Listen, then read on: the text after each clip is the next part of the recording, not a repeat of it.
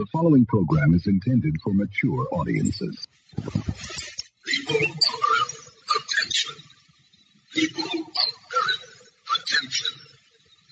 This is a voice speaking to you from thousands of miles beyond your planet. You're listening to the Martian Revelation. Strap inside. Look, I love Gary. He's fantastic. Good job you're doing. Boy, what a good reputation. Thank you very much, Gary. Go to www.thefacesofmars.com. That's www.thefacesofmars.com. According to a new report in the New York Times, the U.S. government may have physical evidence of, and we're quoting, off-world vehicles not made on this Earth.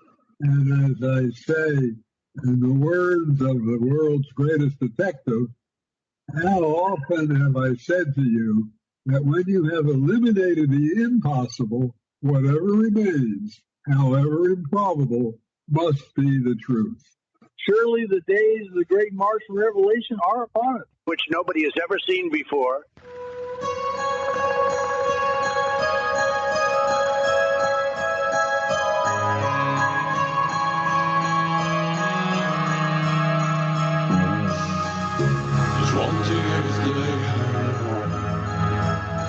She'll be bleeding again.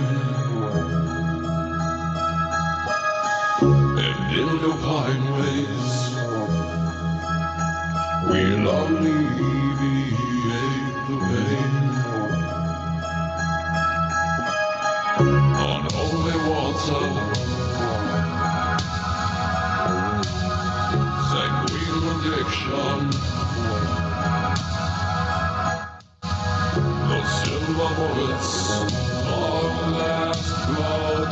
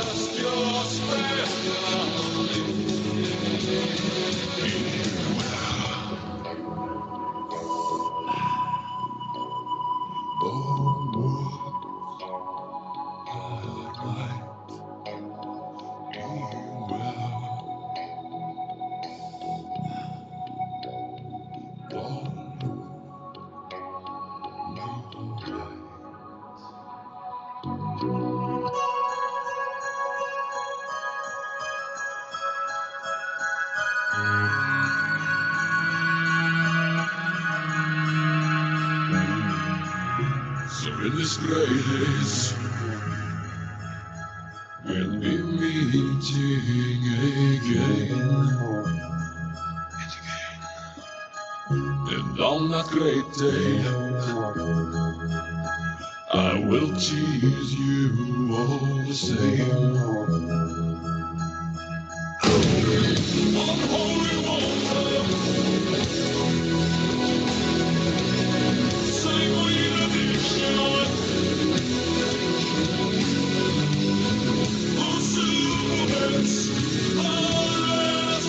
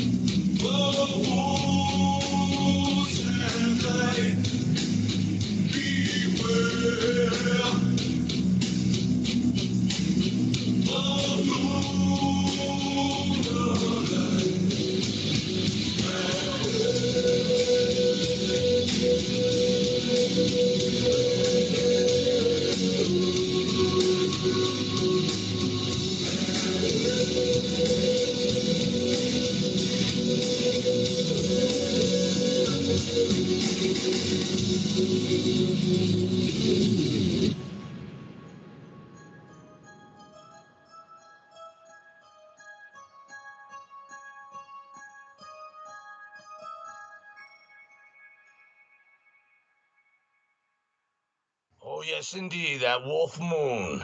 Good evening, ladies and gentlemen, boys and girls, and all you ETs out there in the bite waves of the internet, and wherever you're at down through time monitoring this show. I'm Gary Ligier, the Mars Revealer, known also as the Mad Martian, and I would like to welcome you all to the Martian Revelation that is upon you all again now.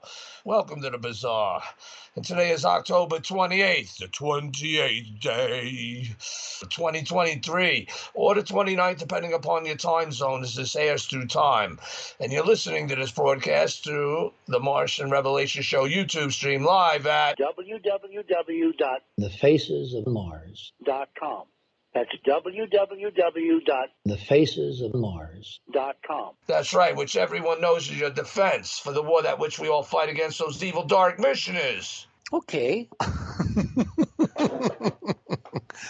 And there are so many out there in the world today, aren't there? Who are all leading you away from the light and the truth and manipulating you all instead to help you open your wallets and your pocketbooks to only join their dark-sided special clubs and their special subscriptions that only allows them more power to continue to mislead you all and to steer you all away from the truth that they themselves not wish to face or even admit to. Hell, let alone even talk about. Yeah, UFO Diaries. Faces on Mars. Cover-up controversy. Down through time. Huge conspiracy. It is a conspiracy. Okay. But the Martian Revelation is, however, 100% listener supported, with no special clubs or any special subscriptions to join. Free speech is what we believe in here. So if you're a listener, please help support the Martian Revelation Show again, which is your only defense for that war which we all fight against those evil dark missioners. And we're trying to once again work with the goal to bring you the bizarre truth one show at a time.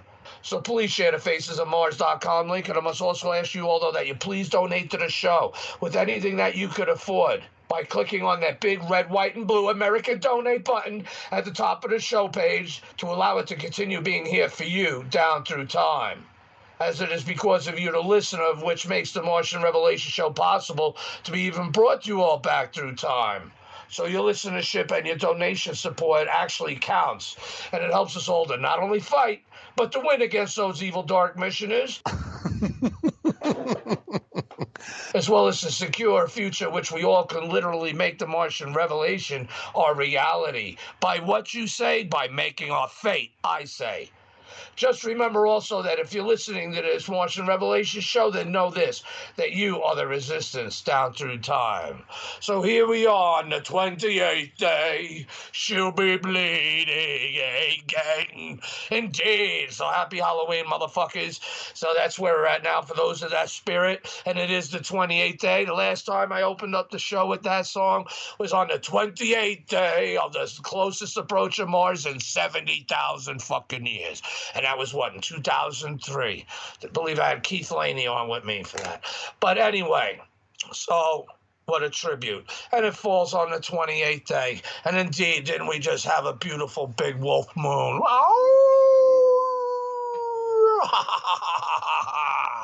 So that being said, well, interesting things are coming and slowly being planned.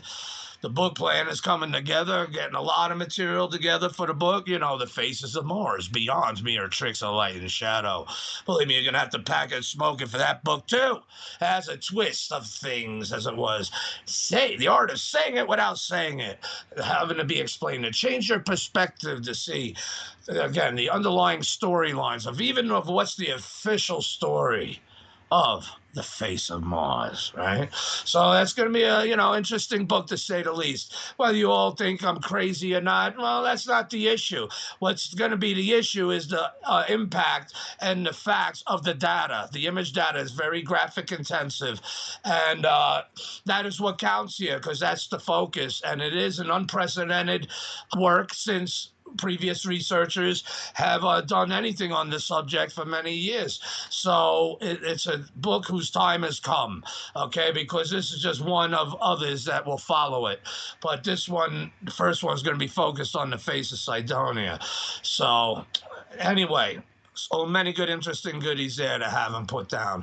So I'm compiling all that data, a lot of data.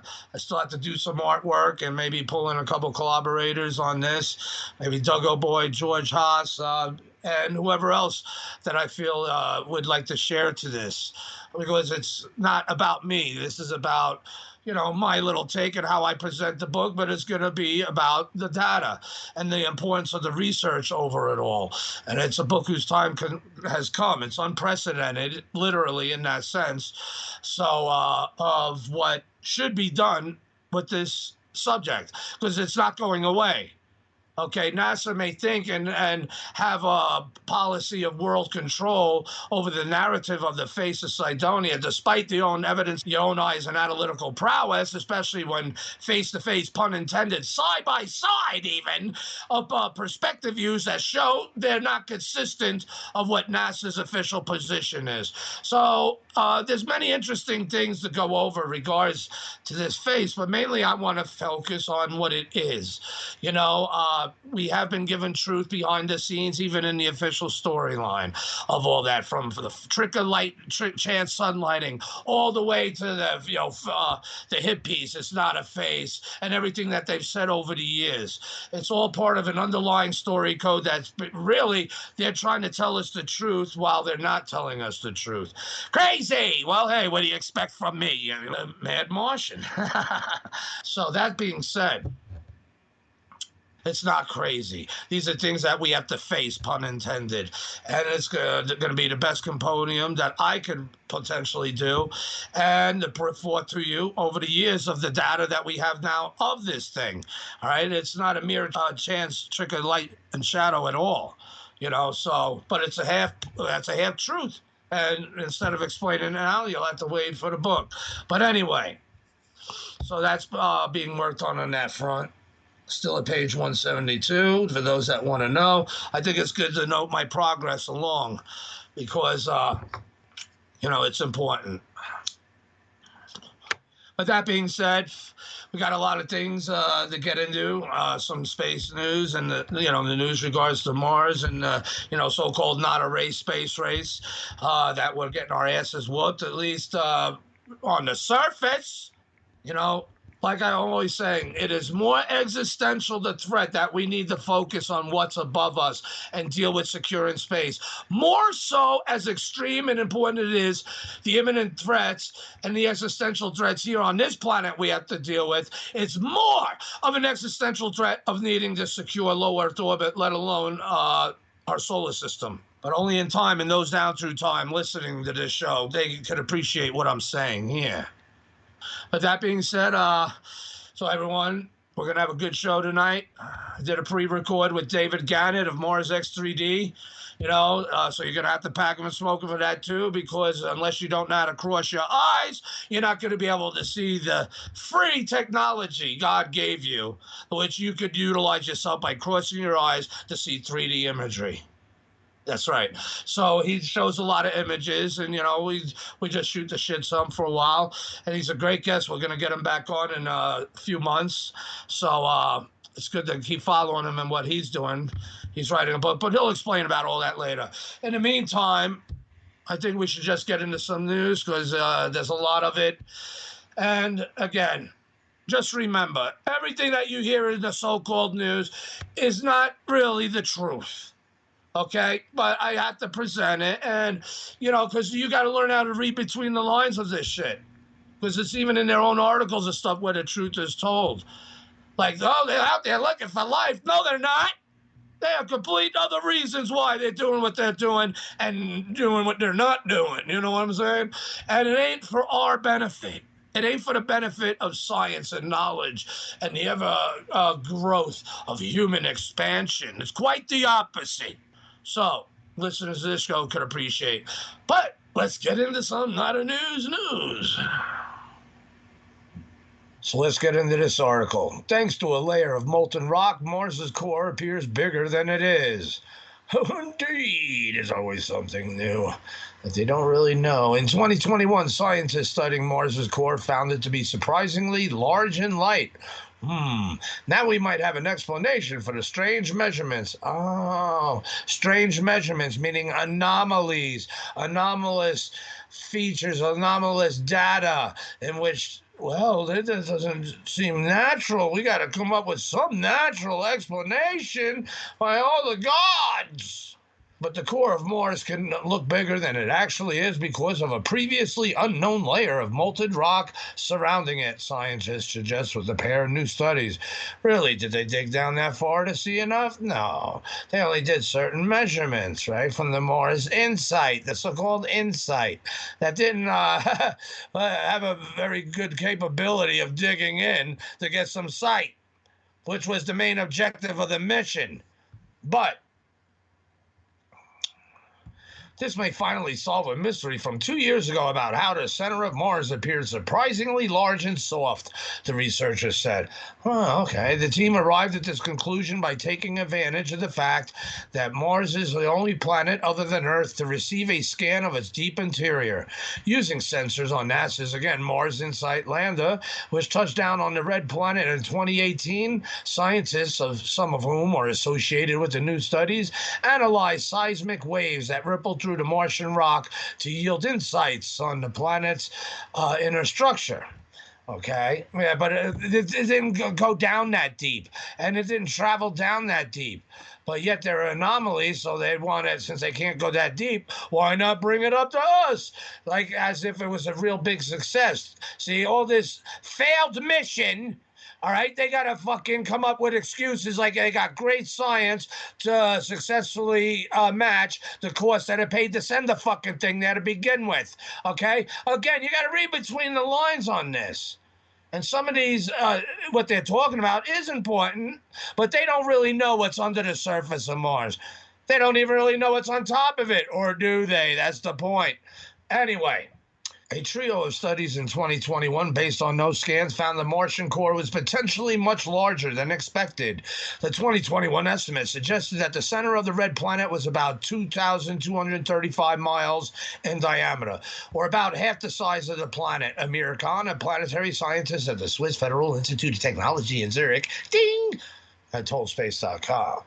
But the 2021 findings further suggested the Martian core was unexpectedly low in density compared to Earth's core, potentially made of liquid iron mixed with lighter elements such as sulfur, carbon, oxygen, and hydrogen. Again, there's speculation. There's no way and no tests and no studies that were able to determine that any of those are down there. But they're going by what they know of on a natural Earth. Is Earth natural? Again, Darwinian evolution is what they're trying to prove. But the discovery took everyone a bit by surprise, Khan said. Earth's core is about 90% iron and nickel by weight and about 10% lighter elements by weight.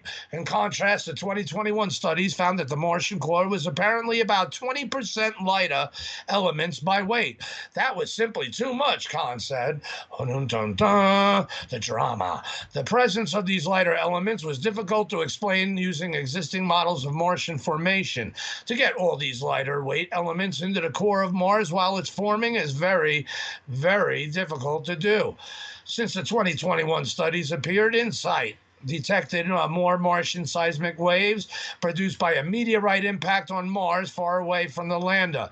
The impact produced a lot of energy, generating seismic waves that traversed the core of Mars. For how long, too? It was a period of time, remember those reverberations listeners to this show could appreciate? But anyway, up until then, we didn't have any of those to examine. They allowed us to gain a completely new picture of the interior of Mars, especially deep structures that we couldn't illuminate before. Well, trying to make it sound like that's more of a success than what the fucking failed drilling probes, what the moles would have been digging down into the surface, which failed and it couldn't be done. All right, again, I say before they landed, they should have jettisoned off 2 or 3 militarized fired rocketry to slam them down into the surface for at least 3 different points. Therefore, 3 different probes. You could have had triangulation. Okay, that way if all 3 survived, and at least if both, 2 out of 3 fail, you got 1 that survives, and it would have put it deeper in the ground than even what was going to be drilled down to slowly, digging down through sand. This was a pound in the sand, all right, but a pound in your ass. It was a bullshit. Look. These missions are all driven on turtleneck snail pace speed policy agenda. Once you understand that, then it's more you can see through the bullshit. Okay? I don't care how much science and drama they try to put into this. It's bullshit. Anyway, especially up until then, we didn't have any of those to examine. Again, they allowed us to gain a completely new picture of the interior of Mars, especially deep structures that we couldn't illuminate before. 2 new studies now estimate the center of Mars is about 2,050 to 2,080 miles in diameter. All in all, the Martian core is 30% smaller in volume than previous estimates. Henry Samuel, a planetary dynamicist at Paris University in France, said. The new studies also suggested the core is much denser than the 2021 studies estimated, and that fewer light elements are needed in the core, Khan said. Our estimates are now that the Martian core is about 9 to 14% lighter elements by weight, which makes more sense. Both new studies reveal the liquid iron core of Mars is surrounded by a previously unknown layer of soft molten silicone-rich rock about 93 miles thick. The way in which this layer reflected seismic waves helped explain why the 2021 studies were off in their estimates of the size of the red planet's core. Okay, if you say so. The 2 studies, however, disagree on the density and composition of this newfound layer, of course. But more specifically, Samuel and his colleagues suggested a very dense layer rich in sulfur and oxygen. How do you know? While Khan and his colleagues suggested a less dense version with a relatively lower quantity of those elements. Again, prove it. Prove it. Prove this. That's the whole point. I'm sure there's sulfur and oxygen there, but still, prove it. You're not going to determine that in the weight ripple effects of seismic activities and stuff. Who you bullshitting? It's not a radar in that sense.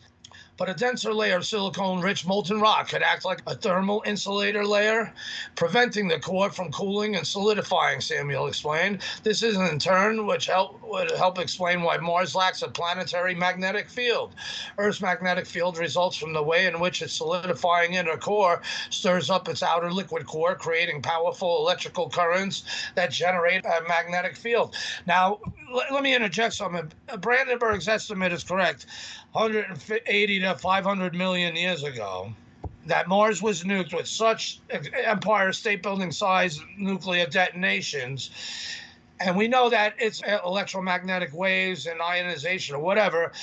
Could that have also messed up with the inner planet if it was big enough to fuck with its electromagnetism, right? Now, is that a possibility? Something happened that whoop-de-doo that planet and its magnetosphere. It's connected, in my opinion. But again, I'm not a nuclear physicist or a magnetist or anything. But this, in turn, would help explain why Mars lacks a planetary magnetic field. Earth's magnetic field results from the way in which its solidifying inner core stirs up its outer liquid core, creating powerful electrical currents that generate a magnetic field. Still, magnetic activity was seen in the Martian crust during the first 500 million to 800 million years of the red planet's evolution, Samuel noted.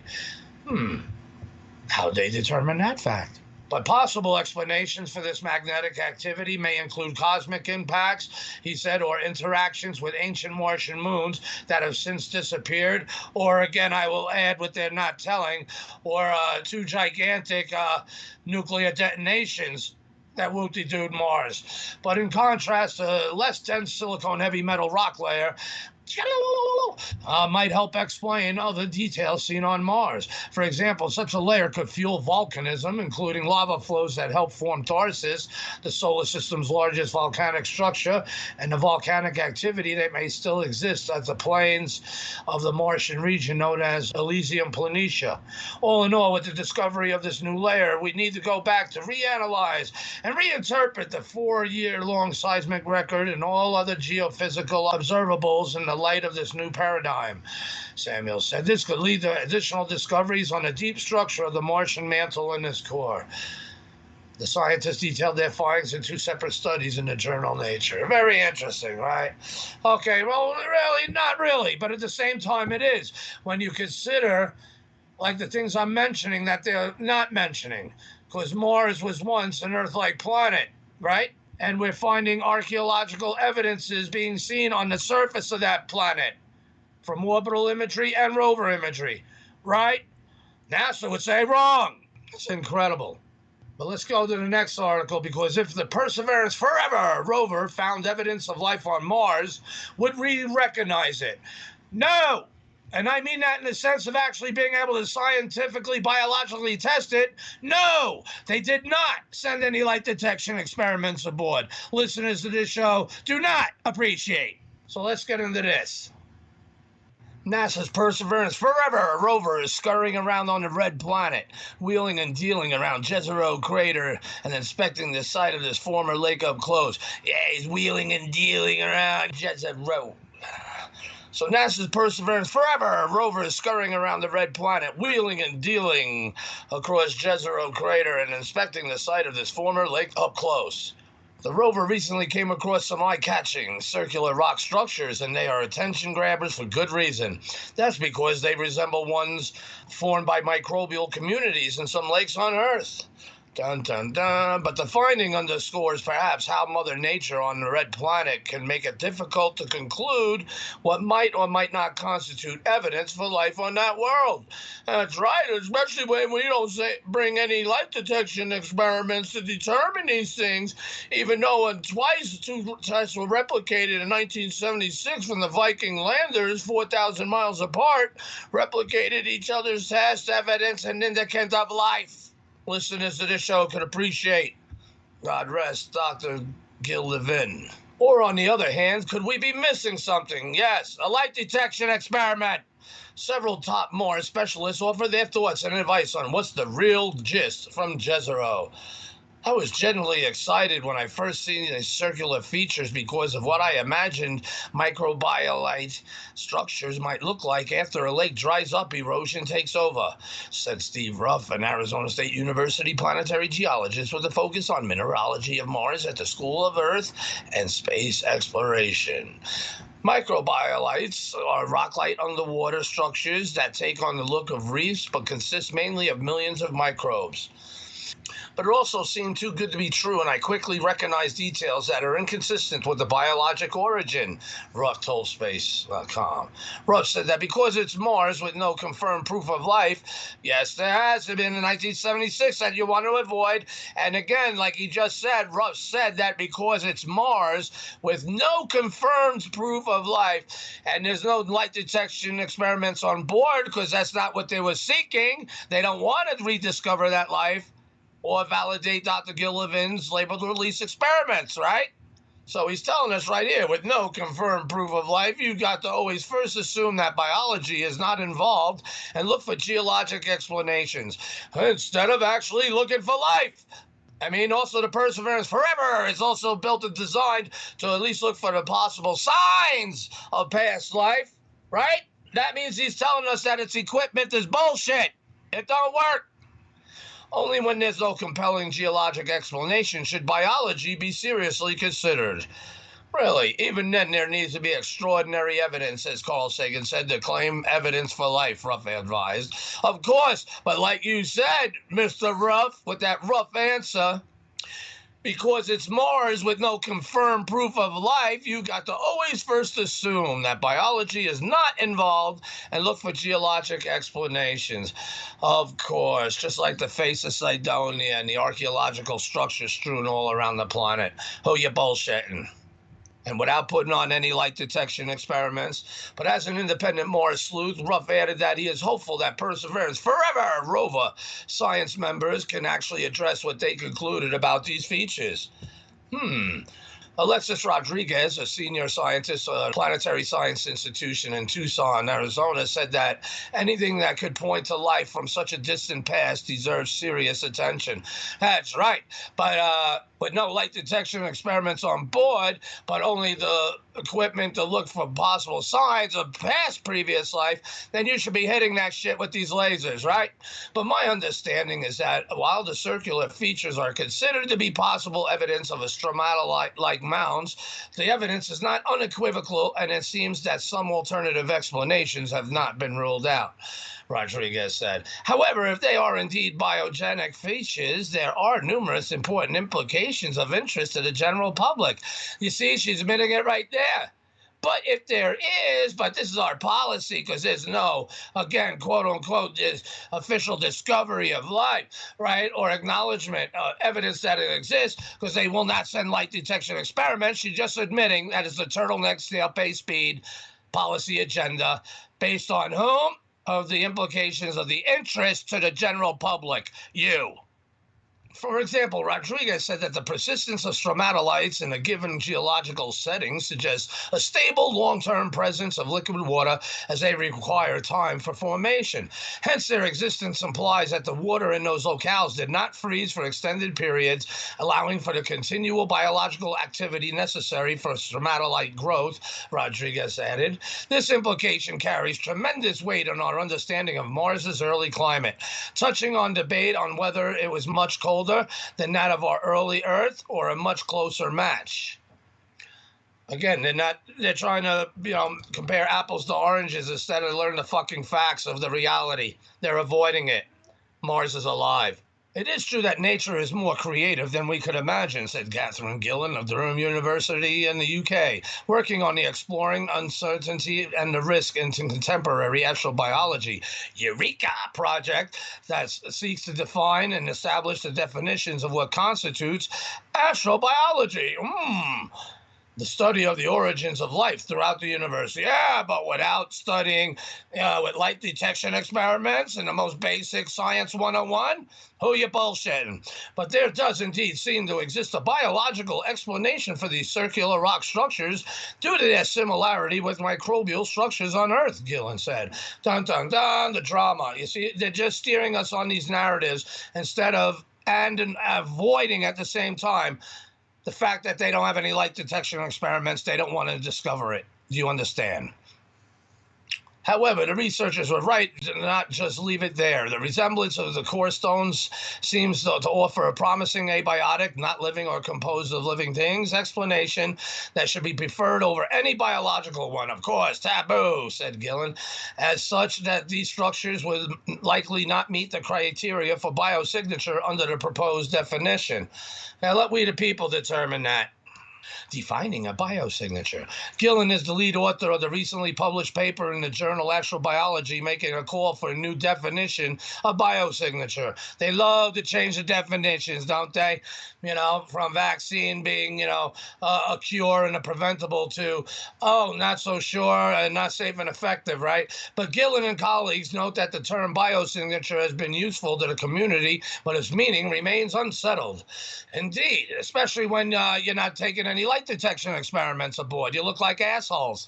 But indeed, existing definitions conflict greatly over the balance of evidence needed to establish a biosignature, they report, which leads to mix-ups and puzzlements about what is being claimed when biosignatures are purportedly detected. In any attempt to resolve this, Gillen and Associates suggest the term biosignature is used to describe any phenomenon for which its biological processes are a known possible explanation and whose potential abiotic causes have been reasonably explored and ruled out. Well, it sounds like a whole lot of bullshit to me, but on the right experiment. Why aren't you zipping and zapping it, right? Wheeling and dealing, huh? Like you wheeled and dealed us and fucked us out of all this money to not put light detection experiments aboard. But the thrust of their call is to narrow the gap between the detection of a biosignature and the confirmed discovery of life. Again, with what? No light detection experiments. Good luck. See, that's how they underdo us. And underscoring the tough slog up to a slippery slope to hopefully rise to a level of evidence needed to make a compelling case for life on Mars is Chris McKay of NASA's Ames Research Center. Dun, dun, dun, another player in the scene. A noted Mars specialist, McKay is also an associate editor of the International Journal of Astrobiology. He recalls receiving a paper about a year ago making the same general claim for Perseverance Forever rover imagery of rocks that look like life. Perseverance Forever, unlike the Curiosity Mars rover, or not so curious, I should say, has a Raman spectrometer. And I asked the author to get the corresponding Raman spectrum and see if there was any organic signal consistent with biological organics. The author tried, but there was nothing there, said McKay. My view is that the images are not enough, way too ambiguous to make a case for something as interesting of life, because you didn't have any light detection experiments on board. Durr! Are you getting it yet? It's bullshit. But meanwhile, as the Perseverance Forever wheels turn, as it wheels and deals, the robot continues to roll out scientific offerings from Jezero Crater. It is possible that microbial life could have lived there and is preserved in that location. And it could also be that it's still going on there.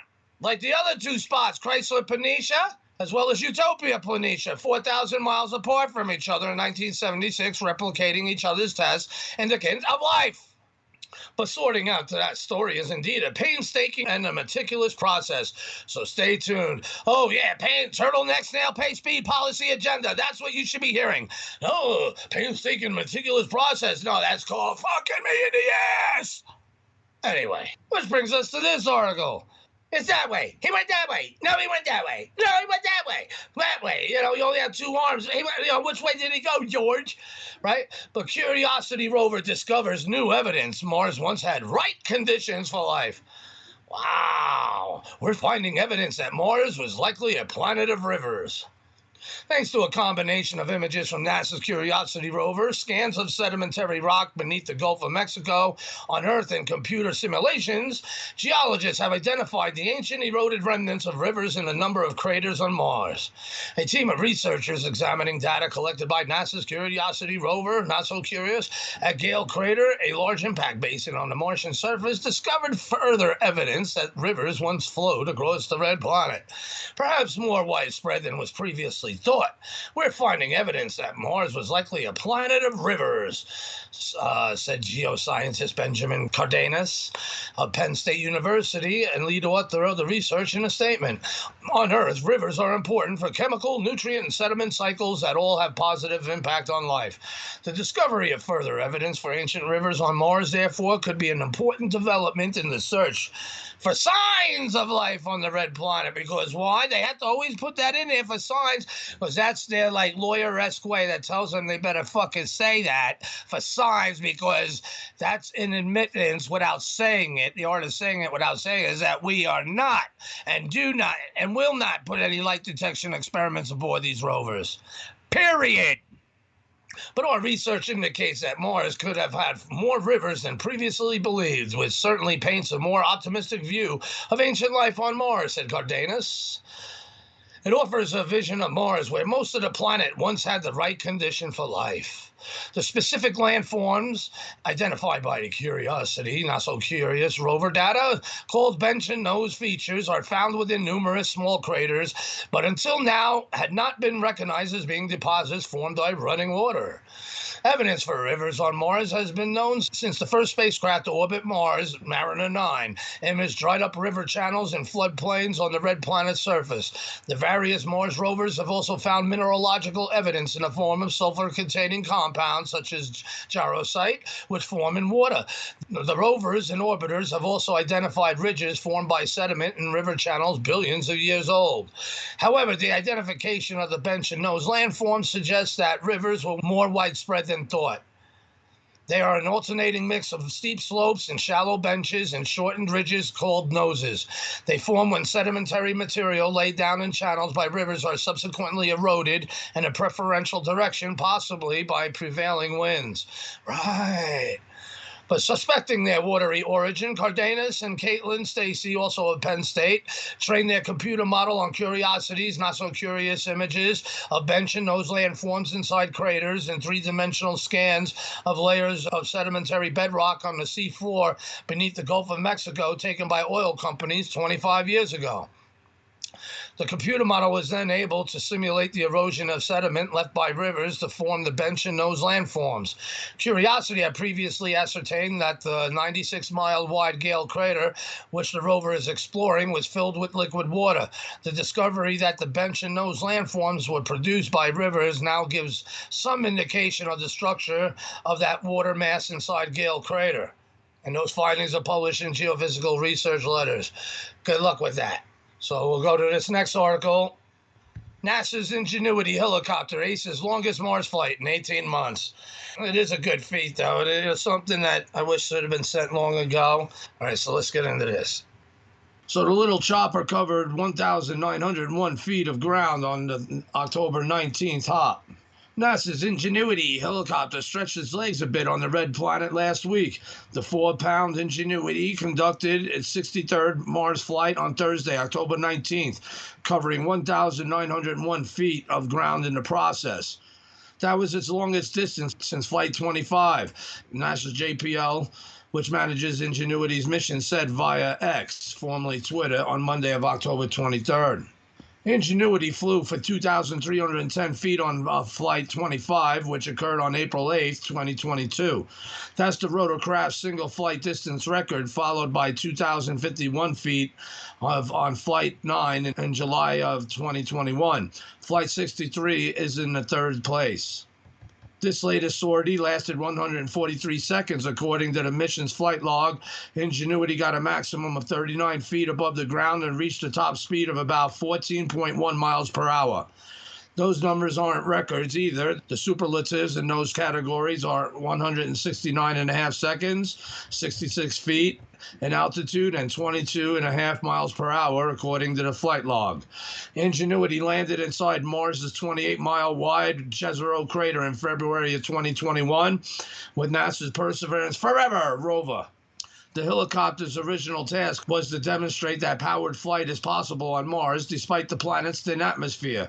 which it obviously had proven. Ingenuity did so over the course of 5 flights in the spring of 2021. NASA then granted a mission extension during which the chopper is serving as a scout for the life hunting. Oh, get those fucking lawyers in there. Hey, you bitches, you're supposed to put for the possible signs of past life hunting, sample collecting, perseverance forever. Ironic.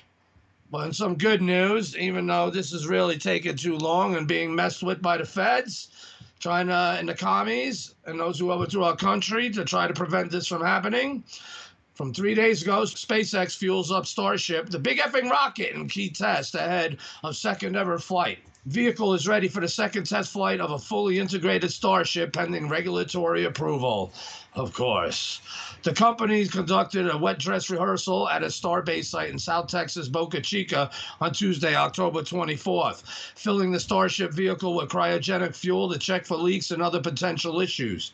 Starship, the big effing rocket, and Super Heavy were loaded with more than 10 million pounds of propellant today in a flight-like rehearsal ahead of launch, SpaceX said Tuesday night in a post on X, formerly Twitter, that featured video of the test. Super Heavy is the vehicle's first stage booster, whereas Starship, the big effing rocket, is its upper stage spacecraft. Both elements are powered by SpaceX's new Raptor engines, which burn liquid methane and liquid oxygen. Vehicle is ready for the second test flight of a fully integrated Starship pending regulatory approval, SpaceX wrote in another Tuesday night X post. That pending approval is a launch license, which the United States Federal Aviation Administration has not yet granted for the upcoming flight, especially since he's sticking up for we the people and going against these commie fuckers who overthrew our country regards to censorship and other controls and other things. They want to treat Elon Musk like a little bitch to their New World Order plan. They're fucking with him to help prevent this from this mission and what he has a vision for that will help build this country, secure space, and usher in the Martian revelation. But anyway, 6 weeks ago, the agency closed its investigation into Starship's first ever fully stacked flight, which lifted off from a starbase on April 20th.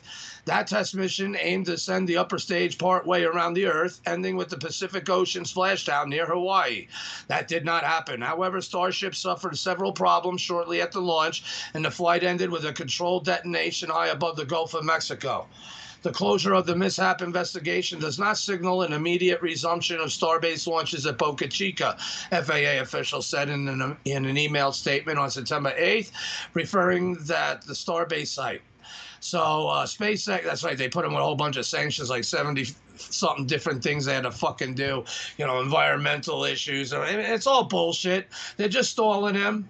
The commie fuckers don't want him. The commie chinks want him out of the way. They just want his tech and want his vision and dream for their possession.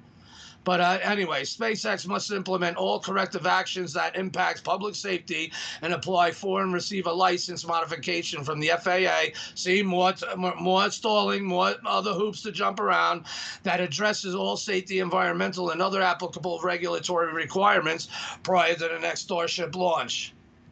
Elon Musk said recently that SpaceX has implemented all of the corrected actions required ahead of a flight number 2, and it's clear that the company wants to fly again soon. It's a shame that when our hardware is ready to fly and we're not able to go fly because of regulations or review.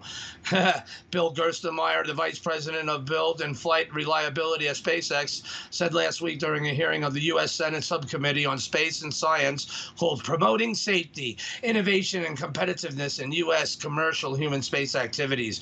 Yeah, in U.S. commercial, they want to, again, take leadership over it all and control. They are stalling and they are punishing Elon Musk and SpaceX, and we the people. But we need to be safe. We need to protect the environment. You're full of shit. We don't dismiss those. But we need to fly at the fastest pace that we can do hardware development to do this active development process and this test flight experience that we've described, Gerstenmaier added, referring to SpaceX's development strategy of flying prototypes frequently and iterating frequently based on the results. That's right. Starship, big effing rocket, is the biggest and most powerful rocket ever built, and both of its stages are designed to be fully and rapidly reusable. That's right. SpaceX believe that the vehicle will revolutionize spaceflight, which it will, making a variety of bold exploration feats, including the human settlement of Mars, a long-held dream of Elon Musk, economically feasible. That's right. And there are those that want to prevent all that. Well, everyone, I guess, that's enough news. I had a couple more to get into, but that would push us over the hour. So maybe I'll do it on the next show. It's relevant to where we just left off regards to Elon Musk and the big effing rocket. But it ain't that much of good news anyway. So, that being said, I think it's time that maybe we should go to a break. Everyone, I would like you all to please go to thefacesofmars.com. That's thefacesofmars.com. That's right, and scroll on down the page and see the information for tonight's guest, David Gannett. Click on his links there for Mars X3D. Check out those tutorial videos and introduction videos if you want, before, after, or at your convenience after the show. So, one of them we're going to play during the show, though. So again, we're going to be looking around on the Martian surface at some interesting geological features and interesting potential artifact features and other guaranteed artifact features, archaeological. And again, to be able to see it in 3D. And you don't need any extra equipment or anything to pay for to be able to see it. You just need to learn how to cross your eyes in the right way. And it's real simple. So I guess with that being said, listeners here, we have a motto: pack them and smoke them, because you're definitely going to need them when we come back on the Martian Revelation. I'll be back. Don't run. We are your friends. Imagine that everything the U.S. government has told you about UFOs since Roswell has been a lie. Imagine that in a decade after Roswell, the government attempted communication with the aliens and succeeded. And after that, in absolute secrecy, things had gone far, far beyond this. Now imagine that tomorrow, the whole secret program is going to fall apart, and every terrible thing is going to come out. All we have left now is a prayer. Morning Star Pass. The collapse of the UFO cover-up. A fictional but unflinching and terrifying look inside the UFO cover-up. The secret government that supports it, and the world of the aliens themselves. And then, how the whole secret kingdom ends. Morning Star Pass. A book that pulls no punches and does not sheath the sword unblooded. Morning Star Pass, plunging boldly where no other book has ventured, captures the whole wondrous nightmare that the UFO experience has become. From bizarre experiments performed on helpless abductees, to horrifying mutilations, to beyond, to the world of secret government supported by its own secret police, to the aliens in their secret bases, and finally to the beckoning stars themselves. The book does this by placing the cover-up, humanity, and the Earth in a real cosmos, where humanity and its passions are a part of the universe, not an aberration on it. Then comes the fall of the cover-up, in a climax of violence and desperation, to leave the human race facing the multi-hued stars with eyes open and seeking its place in them. The sands of time have run out for the cover-up, for against it, leading an army of investigators and warriors, comes Cassandra Chen, beautiful, driven, and doomed. Who can save her and us? Haha, you'll have to read it to find out. Morning Star Pass, The Collapse of the UFO Cover-Up by Victor Norgard. Get yours today. You can find this at www.firstbooks.com.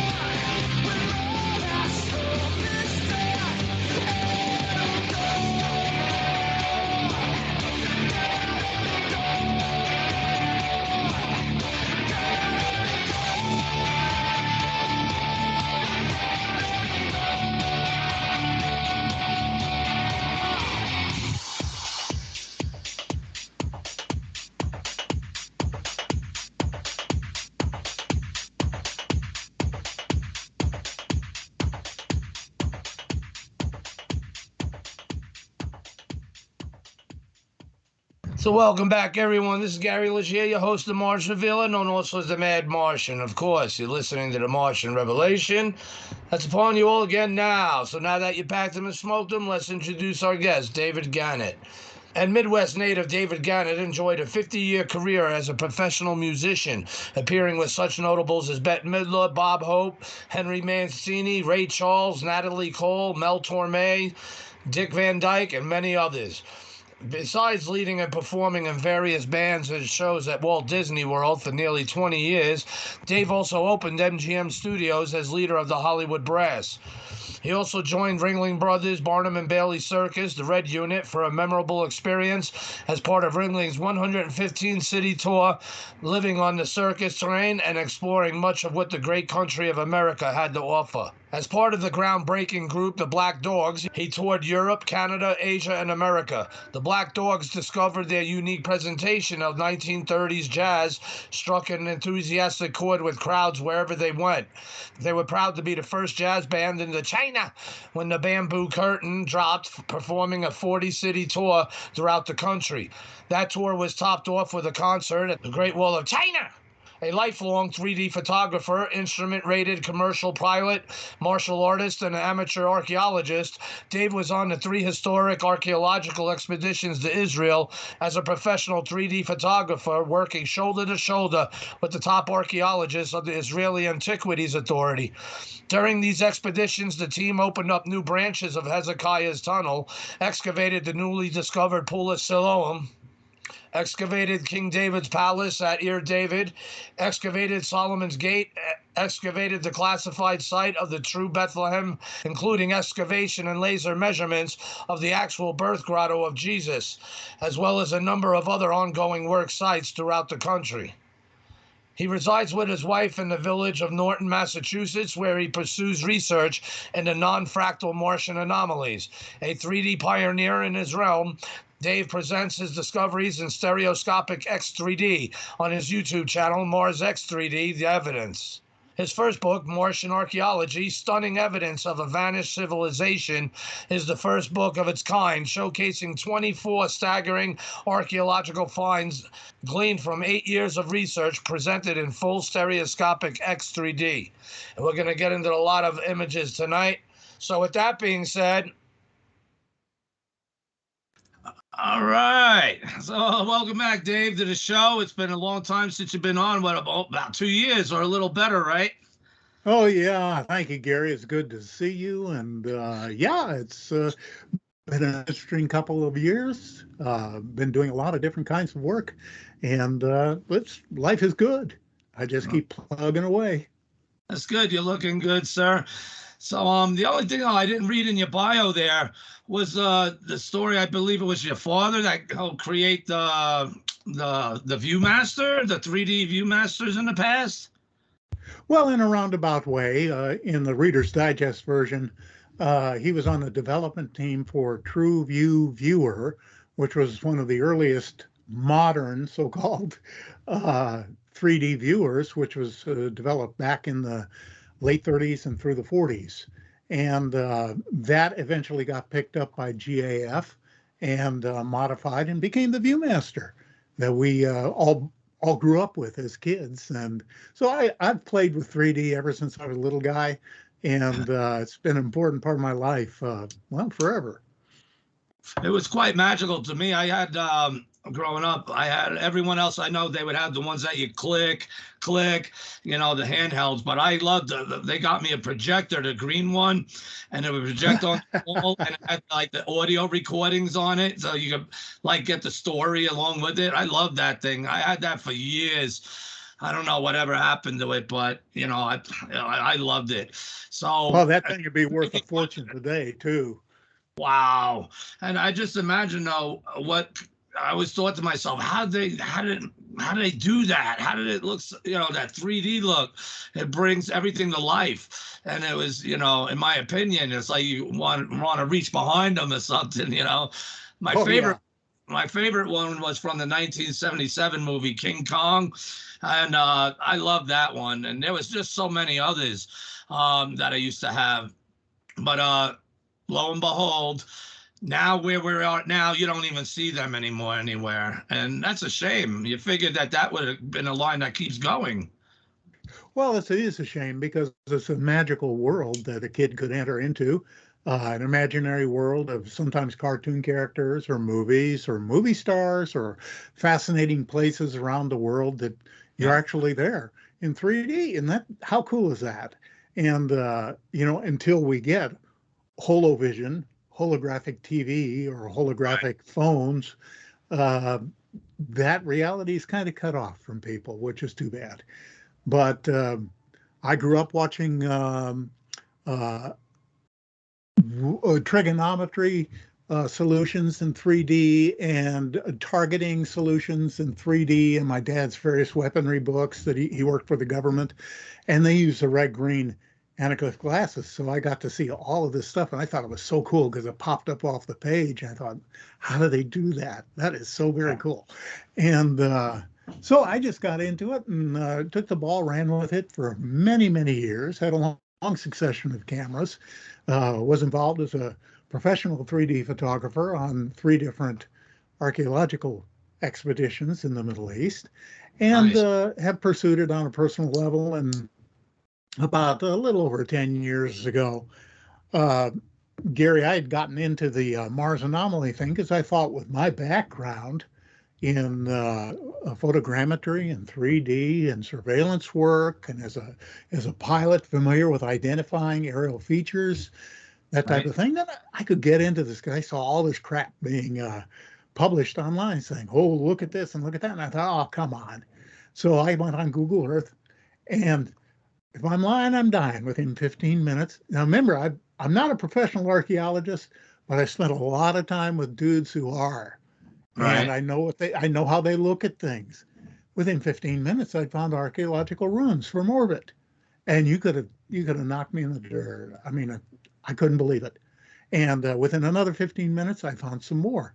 And from that point on, I thought, oh my gosh, man, if this is true, this is the world's greatest science fiction mystery story that's actually happening. And then the little light bulb went on. Hey, what if I was to do these in 3D?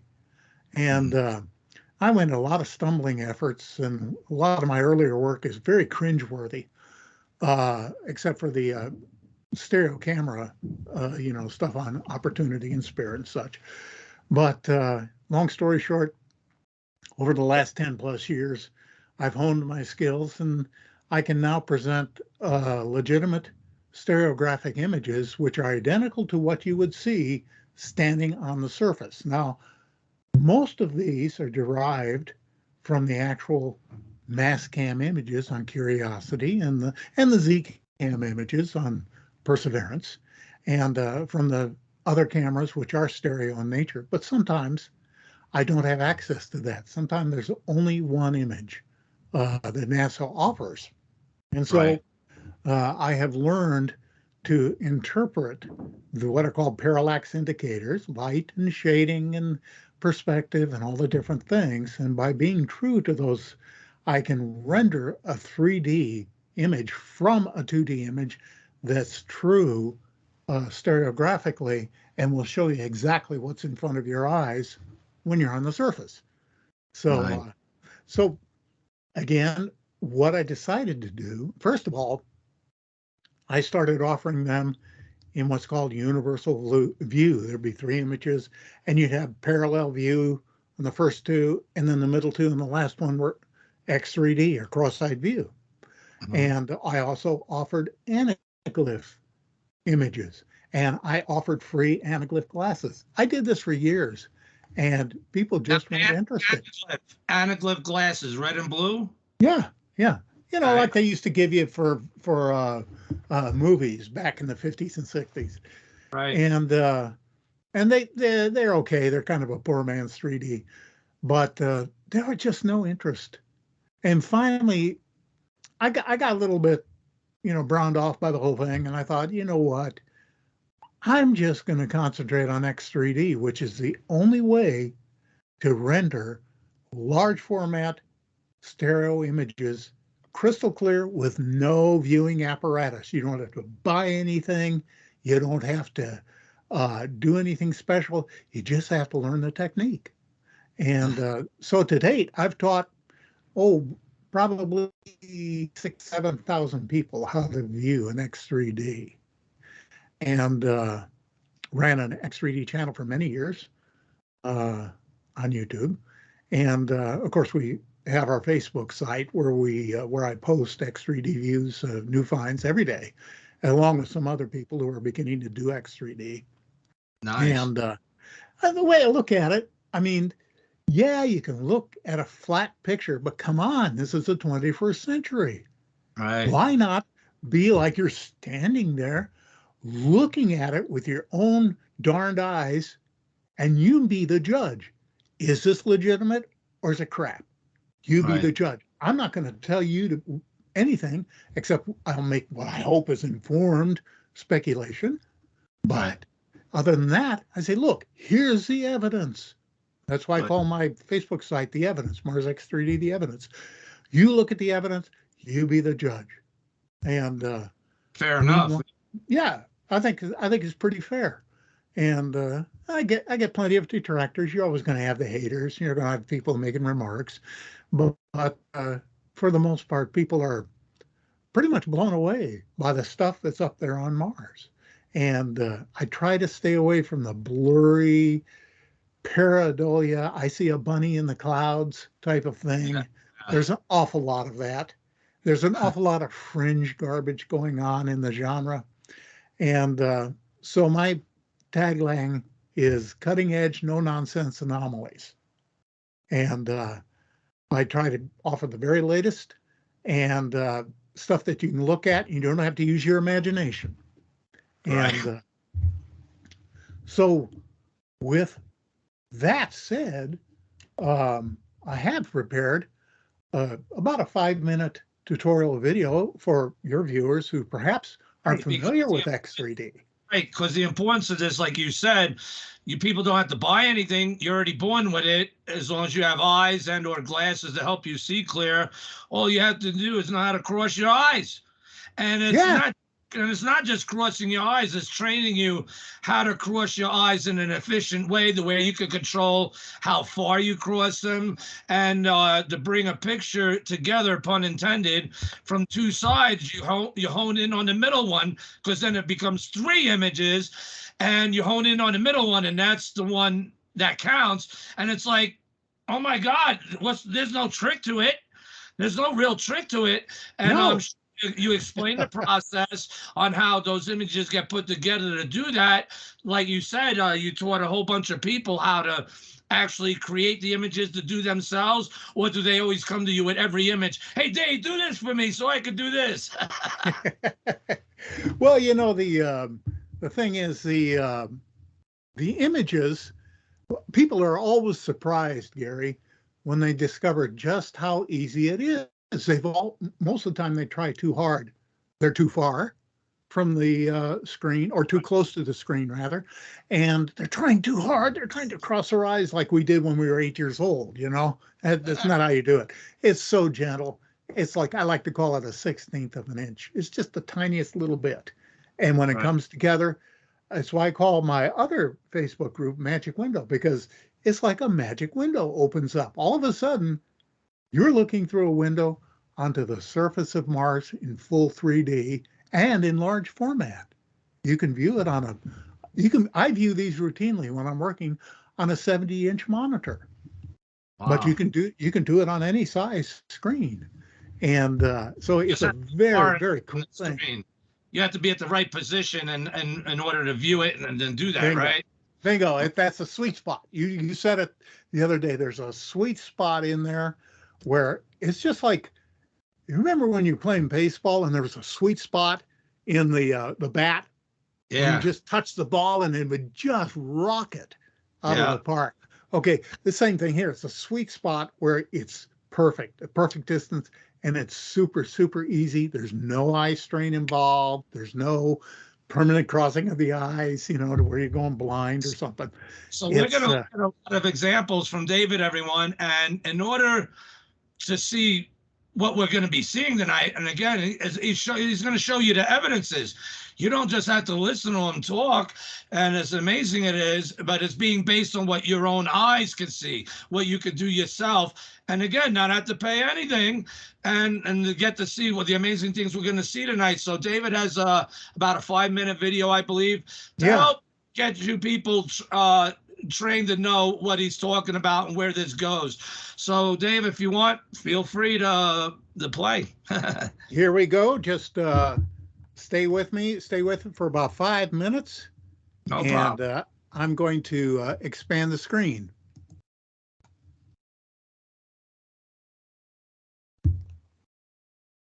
I don't hear it or see it now. It's a white screen. Oh, no. Not again. All right, now but it's paused. I see it now. It's paused. Let's try it again. How's that? No audio. No audio. Oh my goodness, we've been through all this, haven't we? Is it muted? Yeah, when we did it earlier, it worked just fine, didn't it? Right, but I mean the speaker button at the end of that window. Well, let's don't worry. Everyone said the difficulties happening, and yes, of course, we're using microcrap Skype. I know. Eventually, I gotta invest in Zoom and get that thing going. But the commie chicks on Zoom. That's why I don't. You all could appreciate my reluctance. Okay, I'm gonna try it again, and let's just see if it works. And tell me right away if you're not getting audio. I see it. No audio. Ah, geez. And the icon is. Yeah, the volume's up. Mm-hmm. Yeah, the volume's up.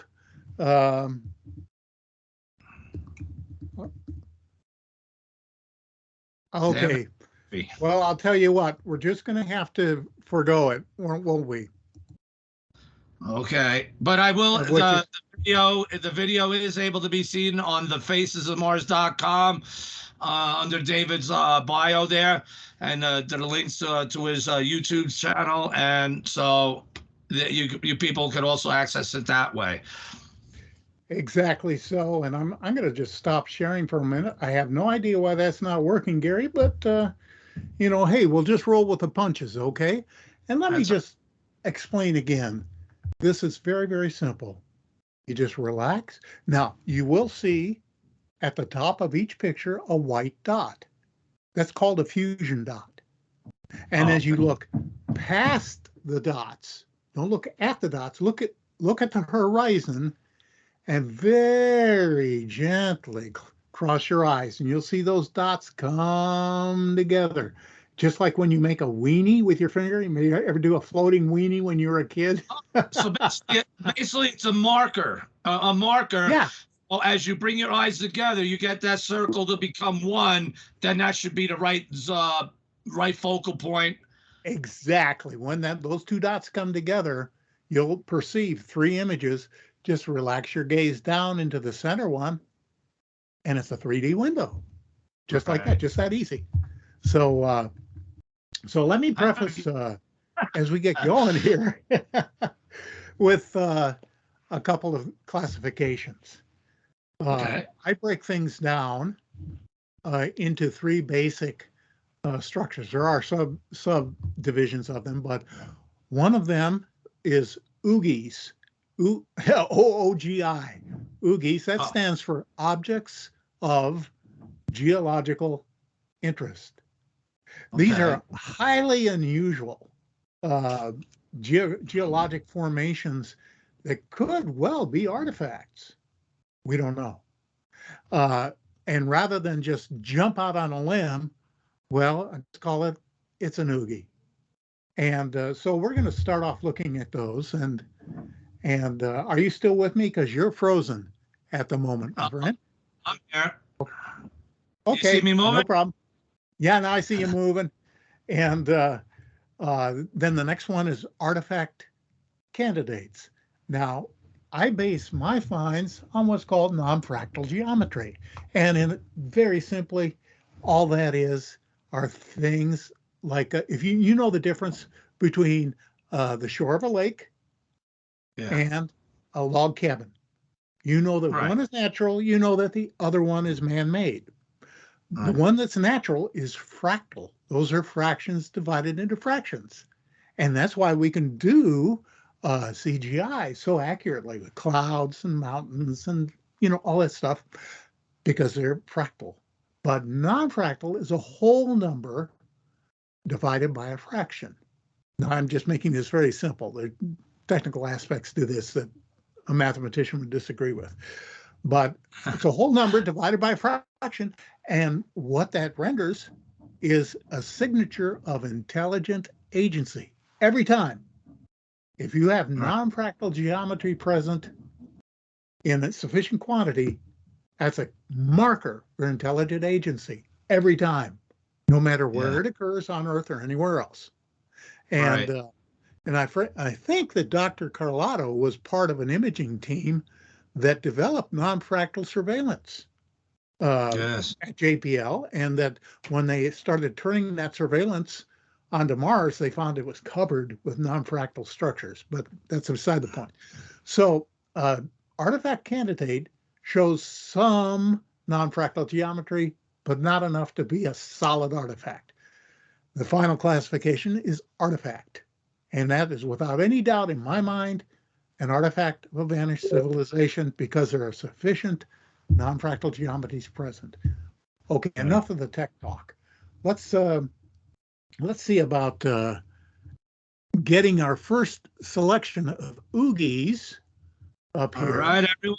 And as the listeners know to this show, pack them and smoke them because you're definitely going to need them. And it's not just a joke, people. It's a tool for your eyes and help them make it comfortable for you to make your correct adjustments in order to see these images. Believe me, for those that smoke and do this, you'll see what I mean and you won't regret it. Okay. Are you seeing the first one? Yes, I am, and very interesting. Now, if someone just looks at it, they see two images, and of course, just the normal picture. Now, the trick is to cross your eyes. Go ahead, Mr. Dave. Yeah, just gently cross your eyes till those white dots come together, and the image in the center is in 3D. Now, this one was made the rounds this past summer in 2D. They said, "Oh, look, it's a doorway with a threshold and everything else." But when you look at it in 3D, you can see that it goes down into the cleft of the rock, and that there's a space between the rock that you're looking at, the face of rock, and what's in back, where the sunlight is coming down in. Now, is it actually a doorway? Well, it's awfully straight, but probably not. This ain't the famous doorway one, though. This is something kind of similar, but this ain't that particular one. It's not the particular one, and I think we do have that somewhere in here, perhaps. All right.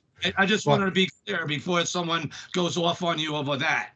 So, because there's several images that have been found like this, but that door, the people call the doorway one, is kind of fascinating. If you have that here, sir, that would be great to see. But go ahead. Yeah. Okay, let's go ahead then, and if I can get it to cross your eyes. Check it out because it brings it. It's like you could reach in.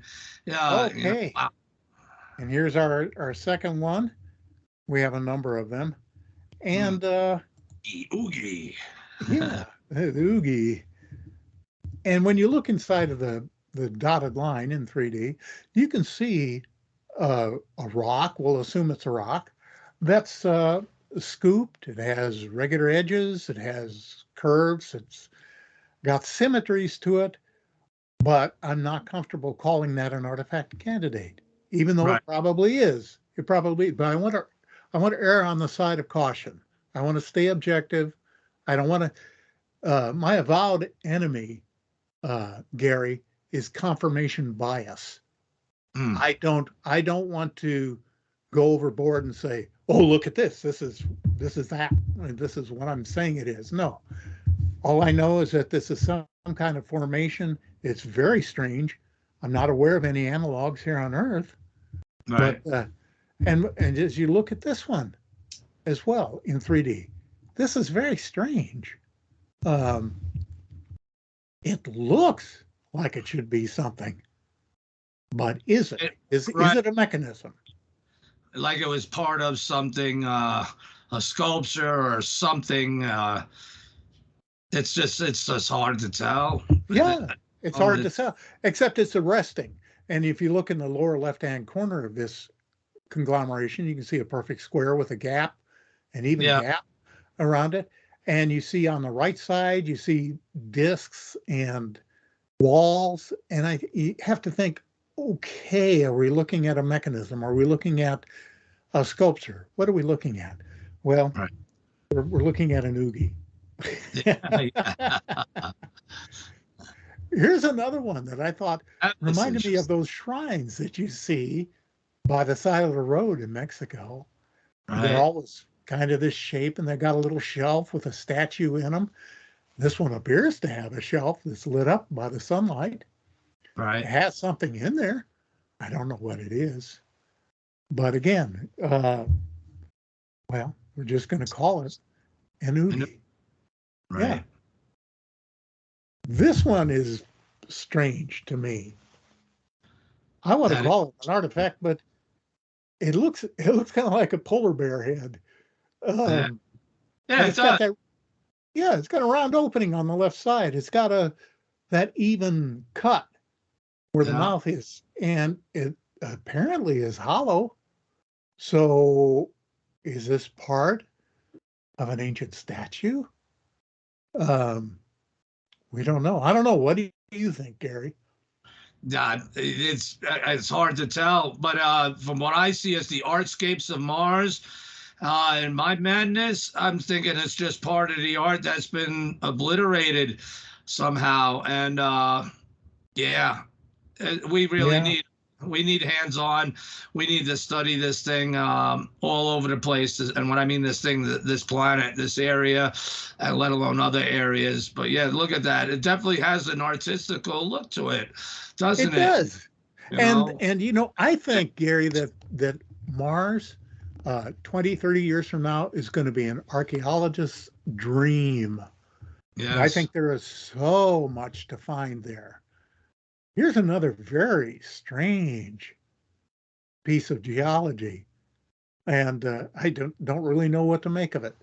That is odd. Now, this one is from Perseverance, which is taking stereo images with its Z-cams.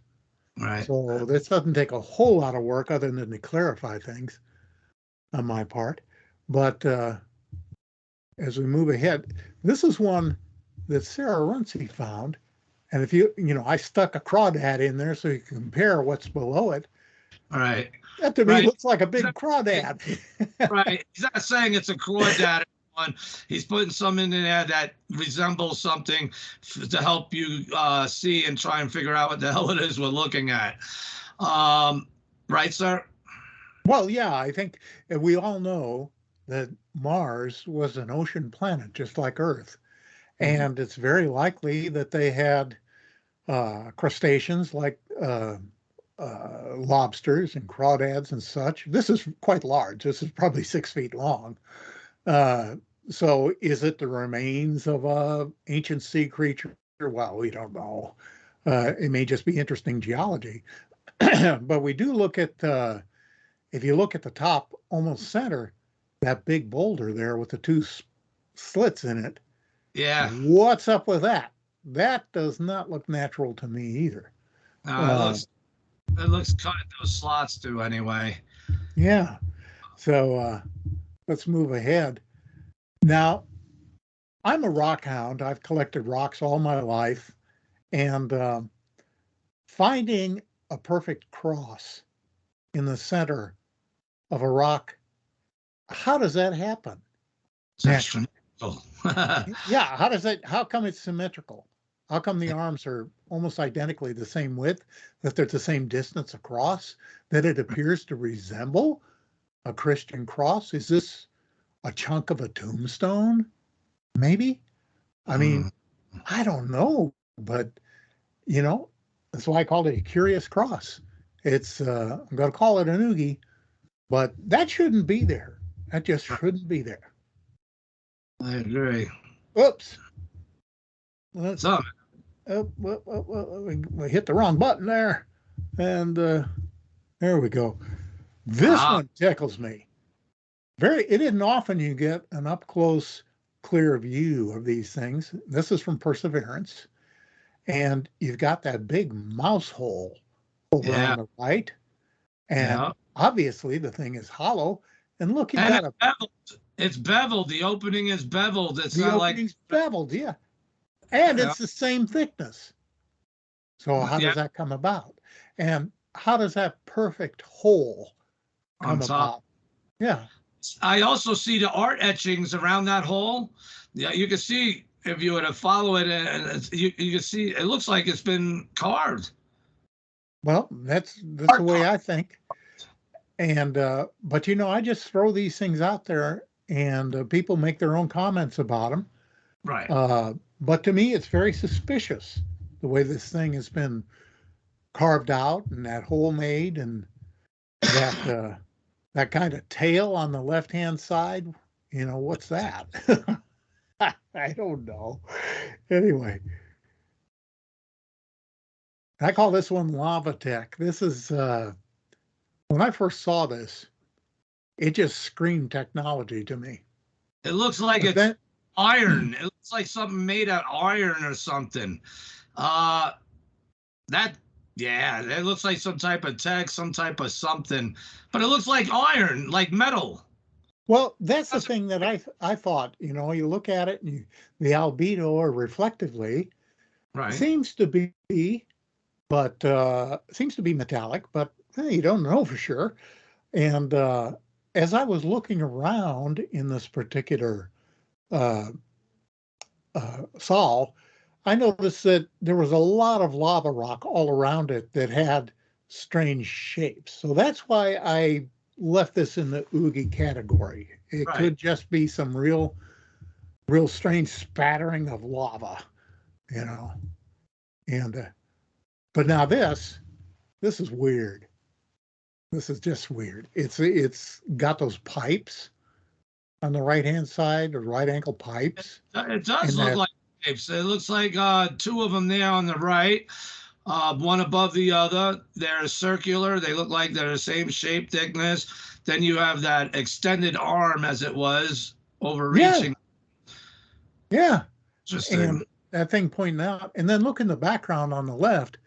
You've got that wall with a right angle piece. Yeah. That's pretty symmetrical. All of these things are very strange. In fact, everything in this image has questionable qualities to it. Mm-hmm. But there again, I wanted to call this a mechanism, but I said, nah, we'll leave that in oogie. And, let the scientists figure it out. Here's another strange one. Why do we have those 5 holes that look like a dice? Right. And why? How does it erode that way? I don't get it. Yeah. And granted, we have that other kind of 6th hole in the lower right that's not very symmetrical. But are you tooting your own horn, sir? Am I doing what? Are you tooting your own horn? No, that's our house was severely damaged by water, and we have a workman downstairs who's doing some grinding. So sorry about that extraneous noise. I have all the doors shut, but it's going to creep through. Okay. This one's a little blurry, but I thought it looked like a little bug-eyed critter, just kind of crawling along the surface there. Very symmetrical and it looks metallic too, though. It looks like I'm not saying it is. It looks like one of those thin axe heads, those smaller axe heads like you see on modern tools. I'm not saying that's what it is, everyone, but it does look metallic. It does. It has a peculiar appearance. Yes. And then again, it could just be, oddly weathered rock. It's quite small, 2 inches long maybe. And a lot of times people don't understand and say, well, why are they so blurry? Well, you have to magnify this stuff to get in on it. and we clear them up as much as we can, but they're still, it's not a picture taken with your iPhone. And here's another thing that's kind of like this looks beyond a noogie, my friend. This looks beyond a noogie. Look at that bevel. Look at that circular top. It looks like a pillar that tipped over, and that thing next to it. Yeah, that's looks like a trumpet bell to me. Although this is quite large again. This is probably 6-7 feet long. Yeah, tuba bill or something. Yeah. Wow, but it has that fluted edge, and the edge is consistent. Yeah, you have to ask again, how does this form naturally? Right. And when I get people that say, "Oh, that's just a rock," I said, "Fine, show me some Earth analogs."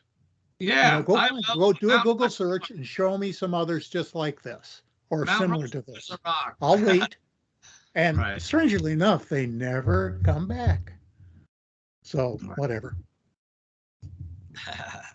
And I like this one.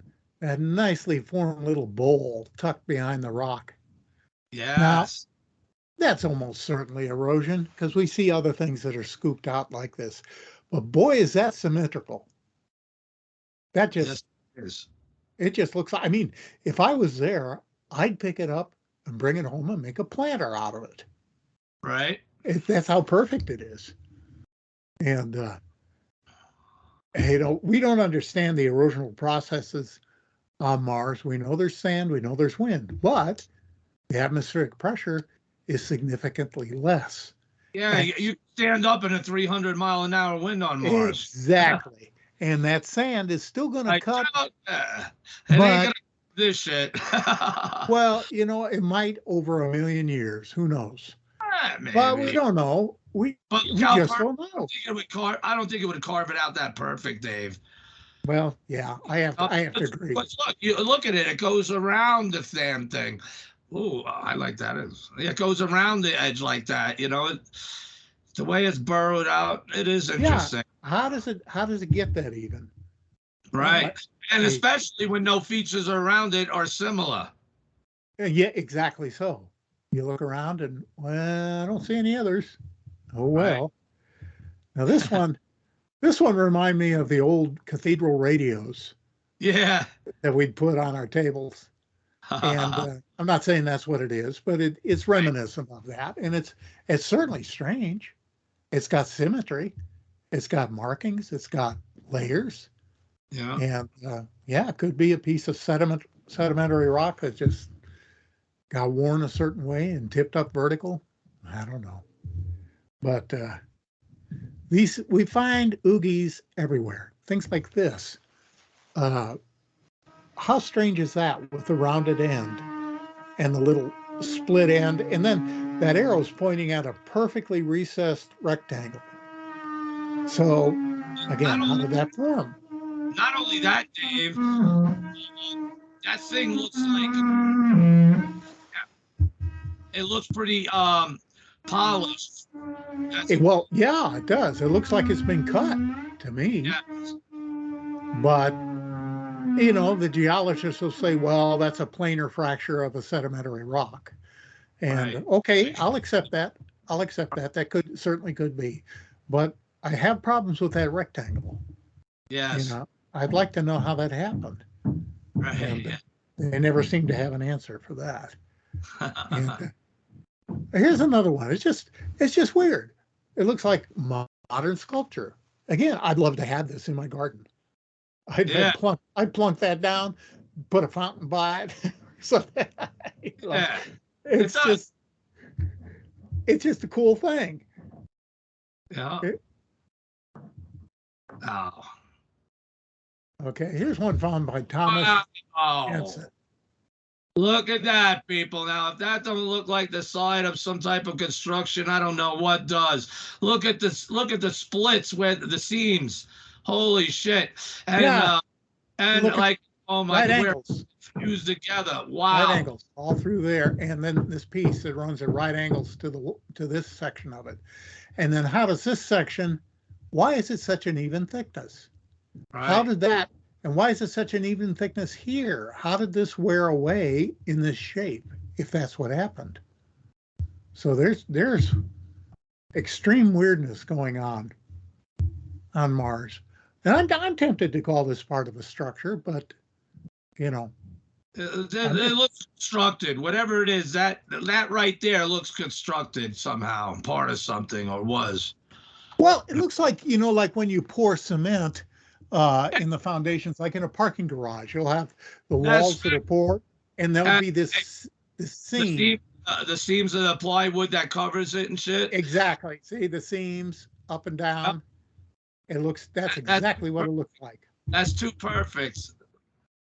So who knows? Oh, I like this one.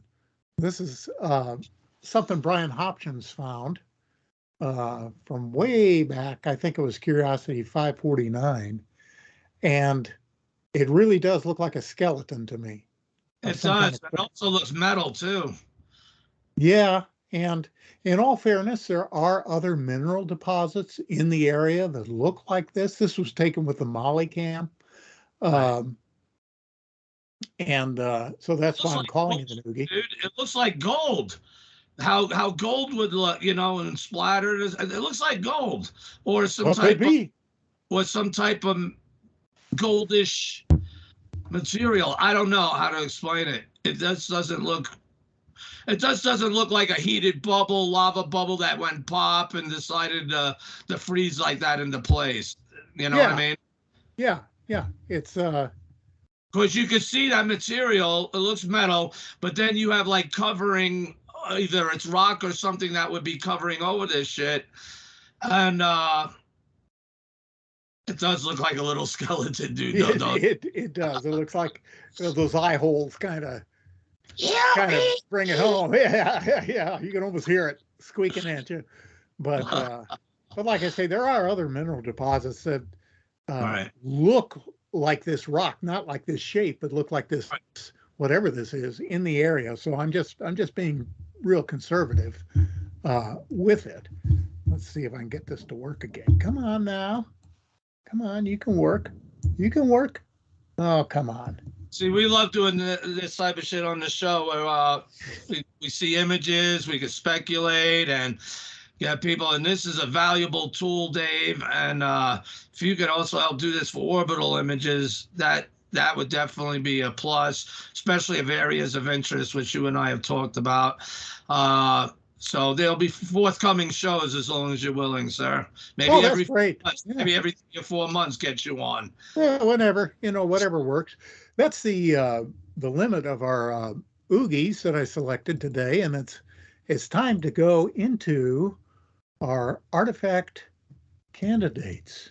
And this is where it really starts to get interesting. Now, can you see this okay? Oh, yes. Okay. This is a Mirador Butte. It was pointed out by Sarah Runcie. And you can see this almost a sail, this perfectly hemispherical, I'm saying semicircle. Like the top of some ancient helmet. Yeah. You know? And down here, it almost looks like a tortoise shell or a helmet or something. I was about to say that. Right, yes.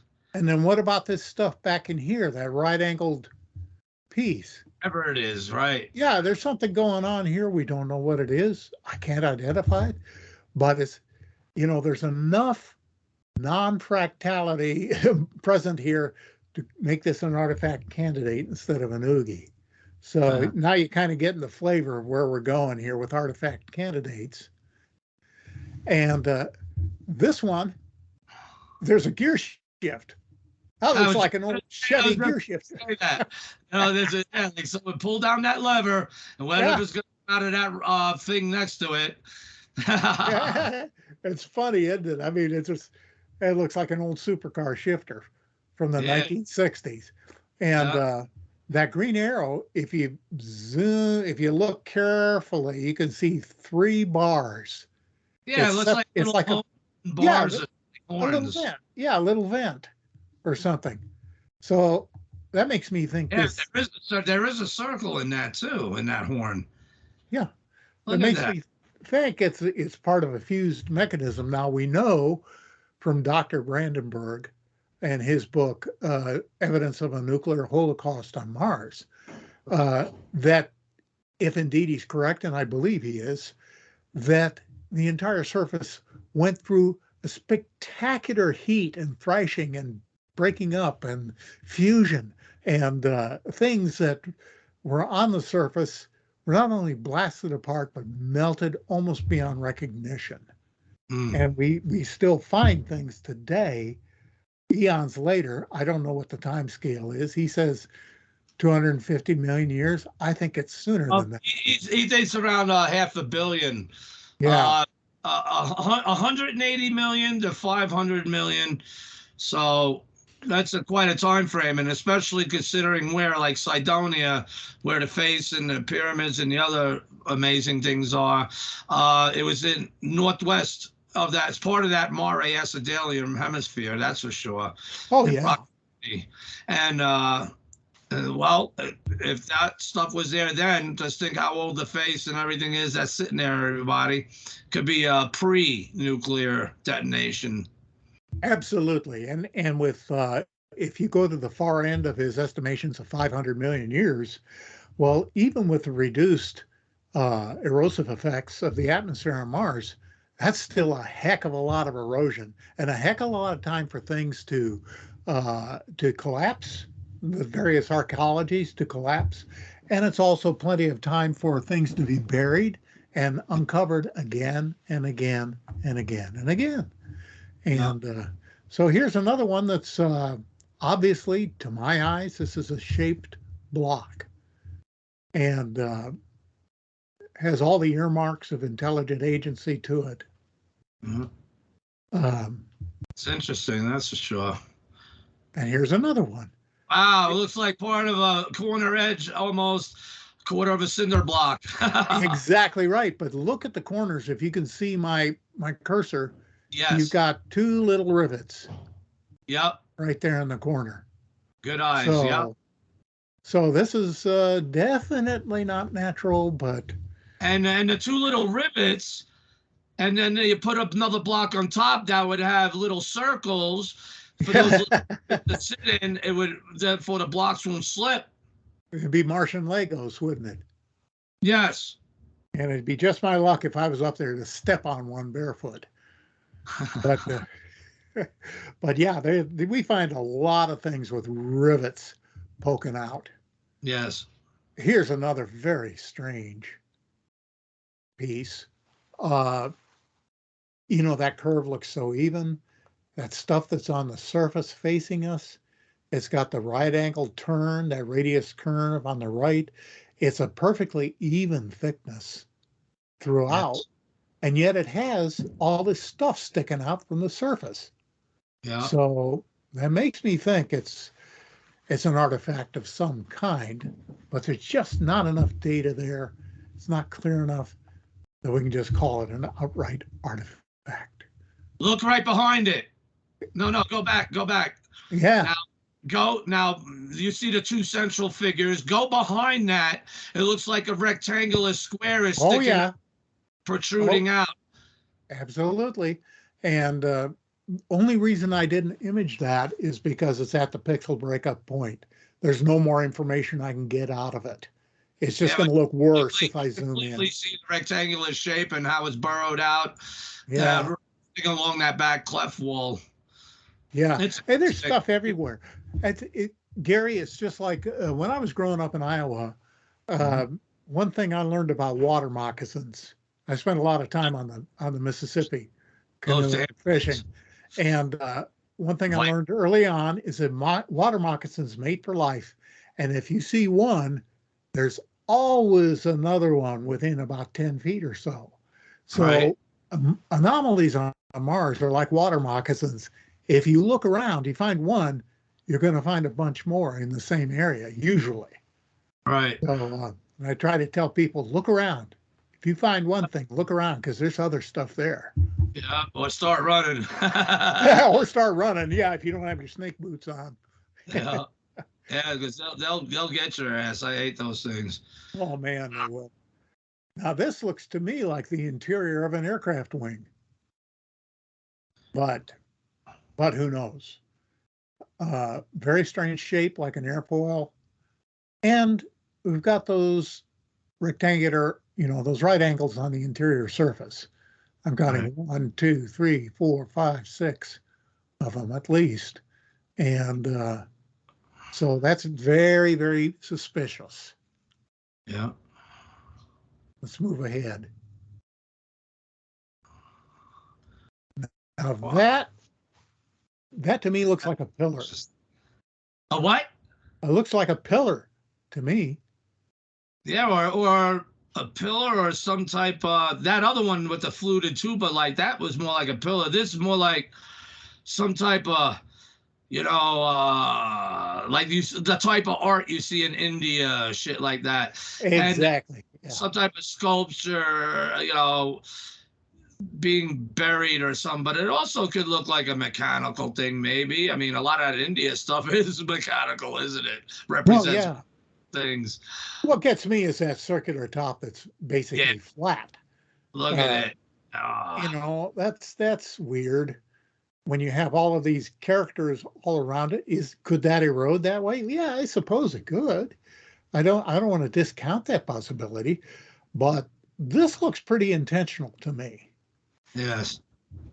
So, and look at that. That looks kind of like a scepter or a spear to me. Yeah, something sticking up. Yeah, obviously and it was distance in the image. Yeah, we're at the pixel breakup point, but it's very much like a Roman spear. Yeah. Still attached to the shaft or a portion of the shaft. Or a Zulu Asagi. That's a guy. Yeah. Well, and it could be a formation of some kind, but again, it's so hard pressed to figure out how this would form naturally. I can't envision the natural processes that would result in this. Right. So that's why it's an artifact candidate. Wow. Here's another one, kind of a beehive with a door in it. One on the left side, a square one, and then if you look down in the right, in the shadow, there's another little one. So is it hollow?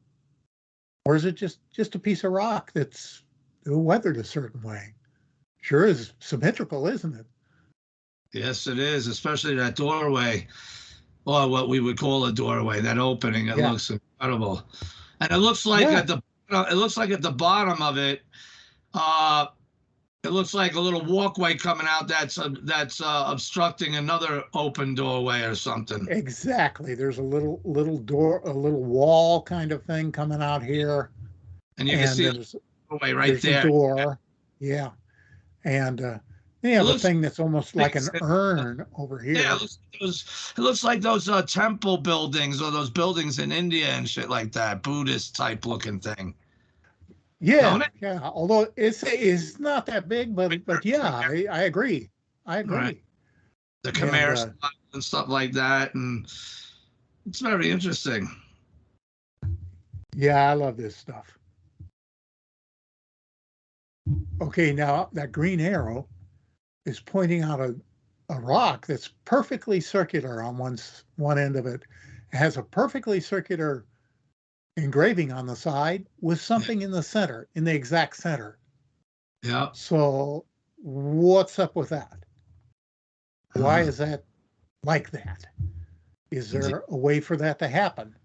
I don't know. I think it's a mechanism, but like I say, I don't tell people what to think. I offer my speculation, and they can think what they want to think about it. That's all we could do at this point. And that's the important thing, to ask questions. And we need more input. Yeah, we need archaeologists up there. Here's another thing. It's at the pixel breakup, another Sarah Runcie, but this is very strange. Yeah, it is. so much symmetry involved in it with the curves. That thing looks like that's tipped over the main middle thing. It looks like it's Yeah. over the bottom with some other type of material sticking out. Yeah. Different color material, different mineral, whatever it is, and that thing behind it that looks wild. Yeah, it Wow. almost looks like a dial on there of some kind. It's just weird stuff. Mars is completely weird, covered with completely weird stuff. Here's another one. I mean, okay, when you have 90-degree angles in 3 dimensions, well, I'm still calling this an artifact candidate, but that's making a very strong case for intelligent agency. Yes. And then this round grid-like thing on the side. Yeah. There's just no way to tell what that is. But again, it's just not natural. The shame is that so much of this stuff you have to really magnify to get it, and so much of it is blurry. And I make it just as clear as I can. I should mention at this point, Gary, that I adhere to a principle called pixel integrity. I never put in anything that isn't actually in the pixels. I magnify these things to where you can't even see the image, and I work with the pixels, and I enhance what's there in the pixels, and then back out and see what I've got. And so I never, fall prey to the confirmation bias either. I just do what's there in the pixels. If there's something, if it looks suspicious, cool. Let's have a look at it. Look at that top left. Yeah. It looks like the break point, the matching point between 2 bricks, 2 blocks. Yeah. That's point. You see that? And the way that it's sloped into the feature that's going on behind that dial looking thing. Yeah. I mean, it's at an angle like you would see like on blocks, but look at those brick lines, the seam points of the brick line. Exactly. Good eye. And line for lack of better. When I do these things, I try not to get off in the weeds because there is so much there. Weeds, you can spend all day. Speaking of, yeah. That's why I need my weed, everybody. Pack them and smoke them. You got to cross your eyes. It's a great tool. And start enjoying this, everybody. And this is glad it's be archived. And again, it's a good training tool. We're going to have David Gannett on again in the future. Many, many more finds. I know he's doing other type of works now, but this is very valuable to those down through time. Listeners of this show can appreciate. Well, this is another weird little feature there. Yeah. And plow blade. I don't know. It looks like an overbent drum cymbal, half buried, with a circle screwed through it. Well, yeah. But what gets me is how different it is from the surrounding geology. This looks like it's cut from marble or something, and everything else around it is all this craggy, blocky, sedimentary stone. And or destroyed structural archaeological stone and sedimentary mixed, like you said, fusion. After what, this is the type of shit we would see, wouldn't it?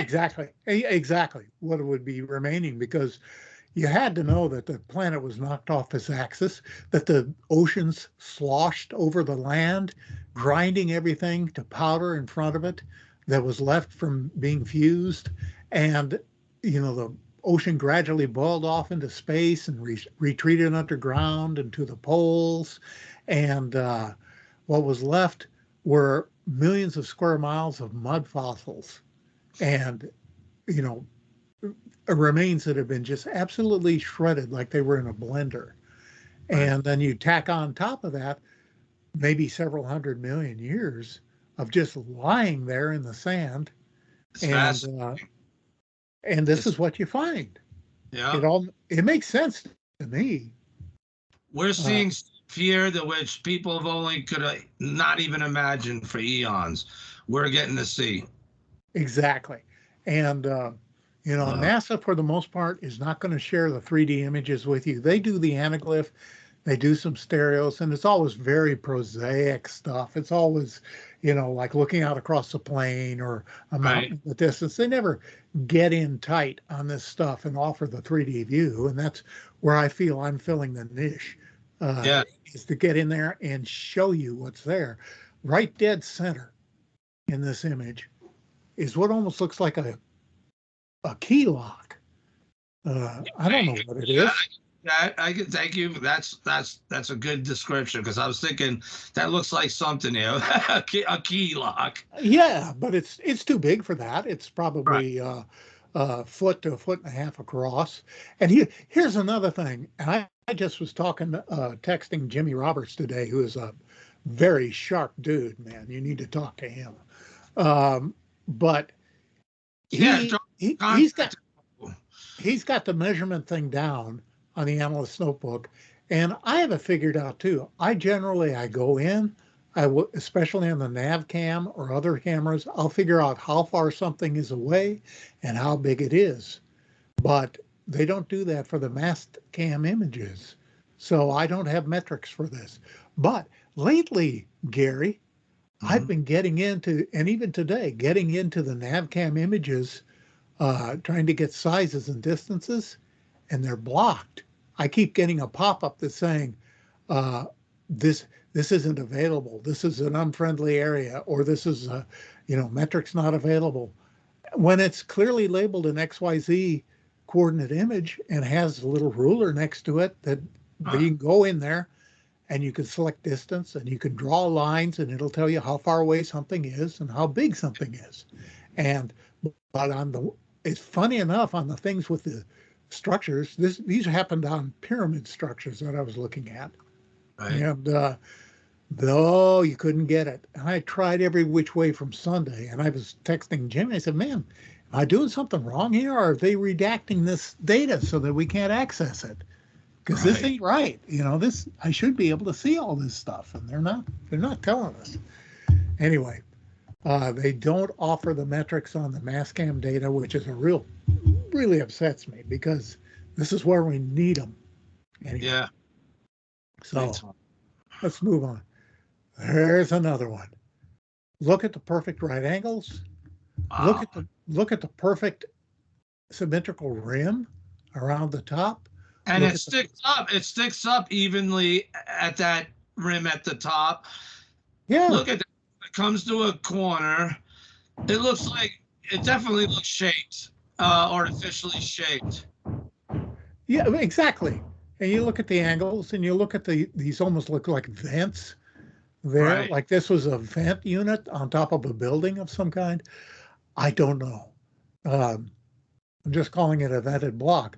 There are enough non-fractals there to make it an artifact candidate, but it's just not. There's not enough there for me to put my foot down and say that's an artifact. Right. But boys, it's suspicious. Like, it'd be nice to have data as they were starting to rove up to it, or this area with that scene. Maybe we could have got a different angle view of it. I mean, comparative analysis is important. You're kicking me in a sore spot there, Gary. How many times? First of all, I find it ironic that they call the rover Curiosity, and yet they have no curiosity about going up. Well, you see something like this, the least you could do is shoot it with a telephoto lens, zoom in on it, and get a good clear image of it. But no, or roll up to it and get a good close-up image of it, and let's see what this is. But they won't do it. Let me put it this way. They may do it, but they're not sharing the pictures with us. I'm convinced that there's an entirely classified, redacted file of high-resolution, drop-dead killer images of artificial structures and artifacts on the surface that we never get to see. Yeah, I believe that. And Dr. Brandenburg, you're looking at one right here, right next to me. Notice it's not the same one as above. Yeah. And Dr. Hindenburg even verified it's a real image. And they have many Viking images they have not given the public because of their provocative nature, like my friend here. Well, and that's the problem, is because we paid for them. Those are our tax dollars. And Yeah. they're our property, and they should release them. And even if you do a FOIA request, they don't release them. They'll say Right. national security. Excuse me, national security for an image from Yeah. Mars? Yeah. What's that all about? But here's another one that's That's why. just weird. It's just weird. Yes. It's not quite a door. It's not quite a wall, but it's not It looks right. modified. It looks modified. Yeah. No, it don't look modified by nature. It looks shorn, like it's been cut with something. Yeah, almost like it was weird. Around that front block that there's an entranceway. Perhaps. Yes. I don't know. It's Mars is covered with this stuff. Yeah. Here's another one. This looks like Picasso. Yeah, I was just gonna say it looks like it looks like something that should be in a museum. Look, wow. How cool is that? I mean, I'd put this in my garden in a heartbeat. I think that's wicked cool. You got that front circular thing that looks hollow. Well, artistically speaking, looks hollow. Yeah. With something coming out, which is actually still part of the thing itself. But look at that right angled and edge and how it's carved to make it look like it's coming out of that hollow thing.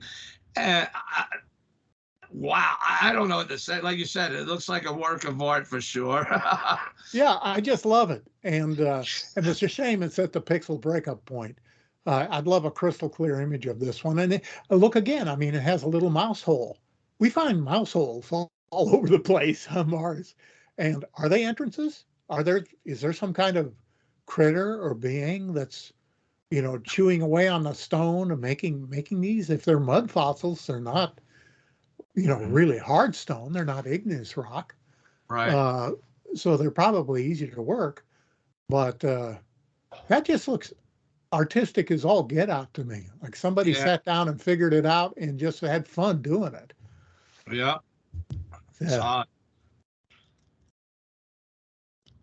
There's another one. This is from way back, and that right angle ledge is just as clear as can be. And it's obviously part of something that's been carved. And if you look slightly to the right and in back, there's a perfectly carved right angle block right in the back of it.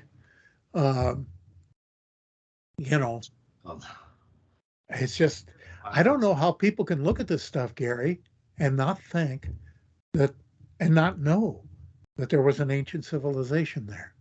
How can you look at this stuff? Wow, look at that in the dome. Yeah, and this is Percy, and the 3D is a little hard on the eyes only because this thing is so close to the rover, and the hills and back are so far away, and so I'm kind of at a loss to think, okay, is this just like a really nicely rounded rock that's been on the ridge forever with a little rounded boulder in front of it? Or is this actually a dome with an entrance in front? Just on the other side of that horizon hill. Yeah. What a shame. But it's hard not to look at this and kind of be stopped in your tracks and think, whoa, wait a minute. Yeah. That's doesn't seem natural to me. Oh, here's one that Bob Friedman shared with me, and it almost looks like writing, possible lettering. It looks like some type of hieroglyphics or something. Yeah. And we do find things that look like hieroglyphics. We also find, of all things, Arabic numerals and numbers.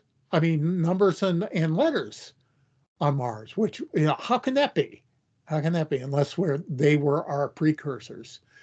But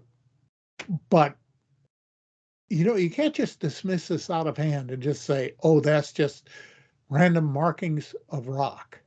Right. No, I don't think so. I don't think so. Please. Oh, here's an orbital image. Thomas Mikey shared with me, and I left in the orbital image something he picked out at the base of a canyon.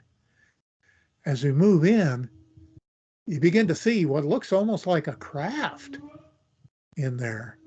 And as we go really, really close, you can see that this is not natural. It looks like a structure or something.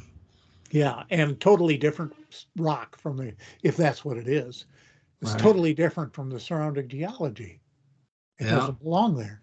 And yeah, to me, it looks like a structure or maybe even a particularly large craft. Because, if we go back to the orbital, which is, I think, oh, come on now, work with me.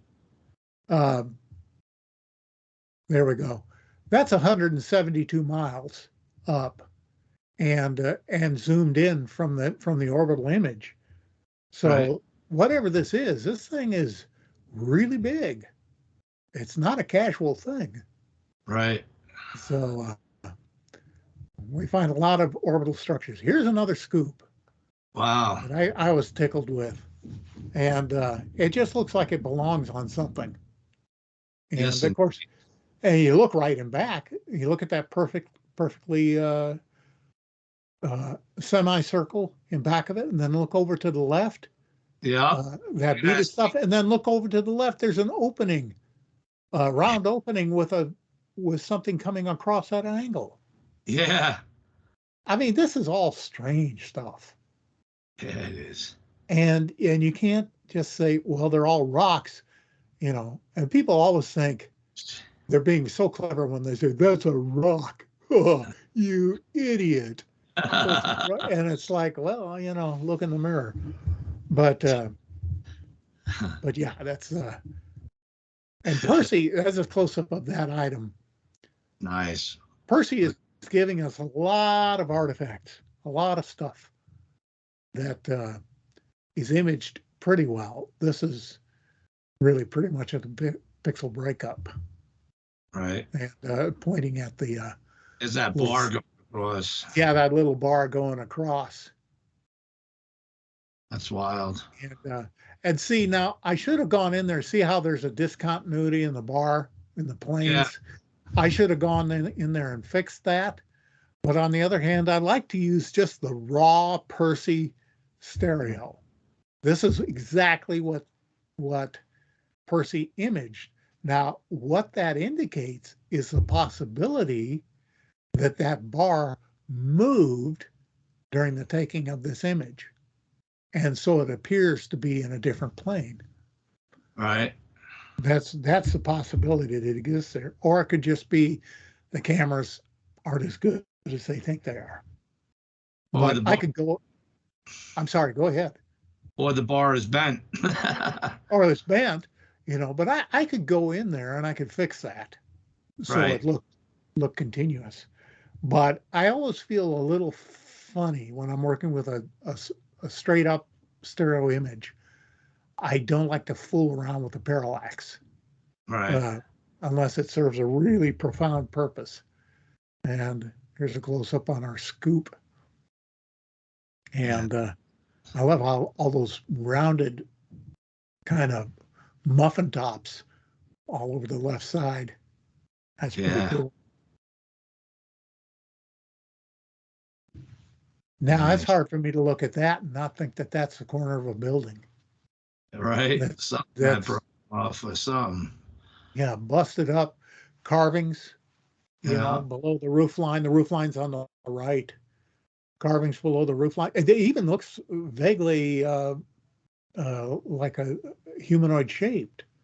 Those carvings in there, if that's what they are. But look at the right angles, and then the piece to the left, a perfect right angle and perfect thickness. Yeah.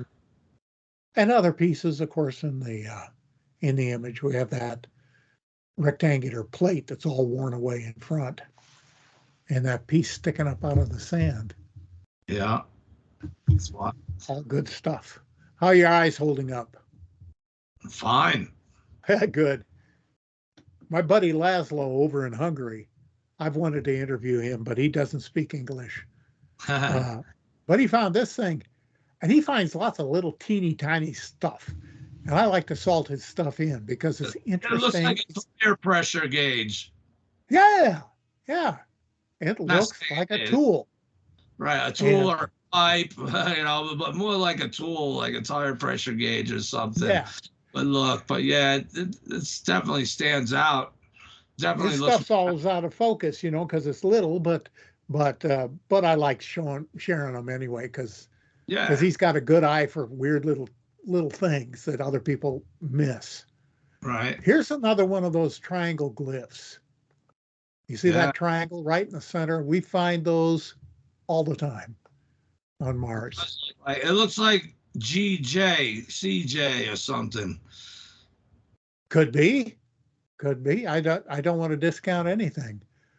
But those triangles, they just keep popping up. Here's another one. Pythagorean's theorem. That's clear as a bell. A nice, perfect right triangle. How did that get there? Why is it like that? Did it erode like that? I don't think so. Yeah, but a triangle. How do you bend a boulder like that? Yeah, that looks some type of molded concrete or something. Well, I thought it was a fossilized lawn chair, maybe. I don't know. But this stuff, I like that. This is a huge dome. Yeah, it's got figures. It's got what? It's got those figures on the front of it. And to me, the first one looks like a 2. The next one looks like a Z with a curly keel bottom. Right. And the next one looks like a 7. Yeah, 227. Maybe. 227. That middle looks like a cobra, a snake cobra or something. It does look like some type of writing or some type of structural I don't know. That don't look natural though, really. I should have put in the context view on this because this is at quite some distance. This is very large. This is I would say a minimum of 100 yards across, conservatively. Right. And and look at the curve, Gary, from left to right. Look how perfect that curve is. It's like a perfect parabola. Parabolic. Yeah. And in archaeology, you see something like that, and it's a TEL, a TEL. You know that that's a eroded, buried structure that needs excavating.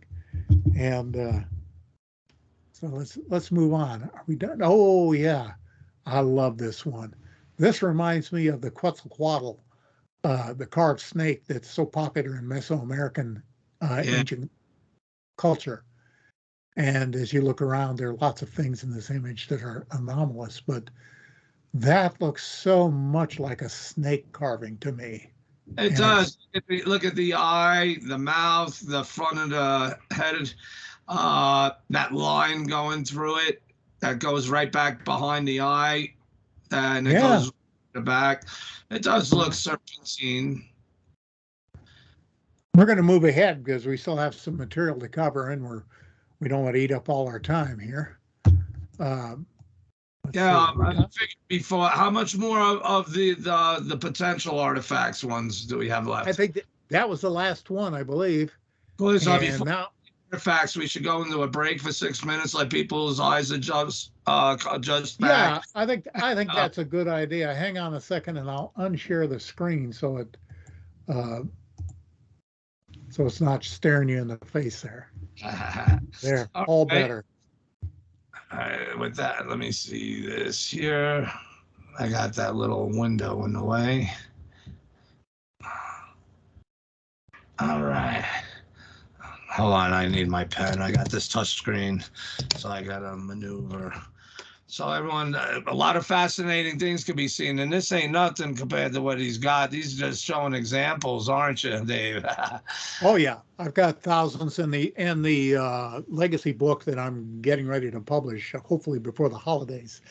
We'll have over 100 of the hardest hitting absolute clearest 3D anomalies that I have. And I think anybody who will look at the book, which will be both in parallel and X3D, so people who have the headsets or who prefer parallel can view it too. But I think anybody looking at this with an open mind, it's going to blow their minds. And they're going to come away. Yeah. Oh, when will that book be out? And how many pages you think?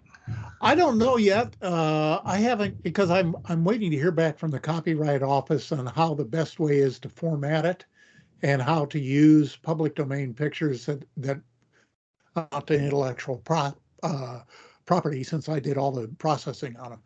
I'm waiting to hear back from them, and that when I know, then I will begin formatting the book. I have a feeling it's going to run 200 pages at least, maybe more. Okay. And I would love for Dr. Brandenburg to write a foreword to it, but I don't know if he'll even touch it with a 10-foot pole. I don't know. I'll mention it to him. That's for sure. And I'll point him to this show too, so that'll help get him, wedded in what it is.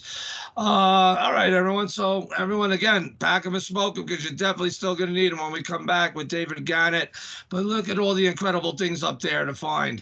And 3D too. It brings out more life in it. It helps you hone in more on the features and the shapes of things. It's really incredible. So we should be back in about 6.5 minutes or so, sir. So if you want to go make a sandwich or get a cup of coffee, feel free to do that. And so it'll be 6 minutes. It'll be playing an ad and then a music, and then I come back. Outstanding. Okay.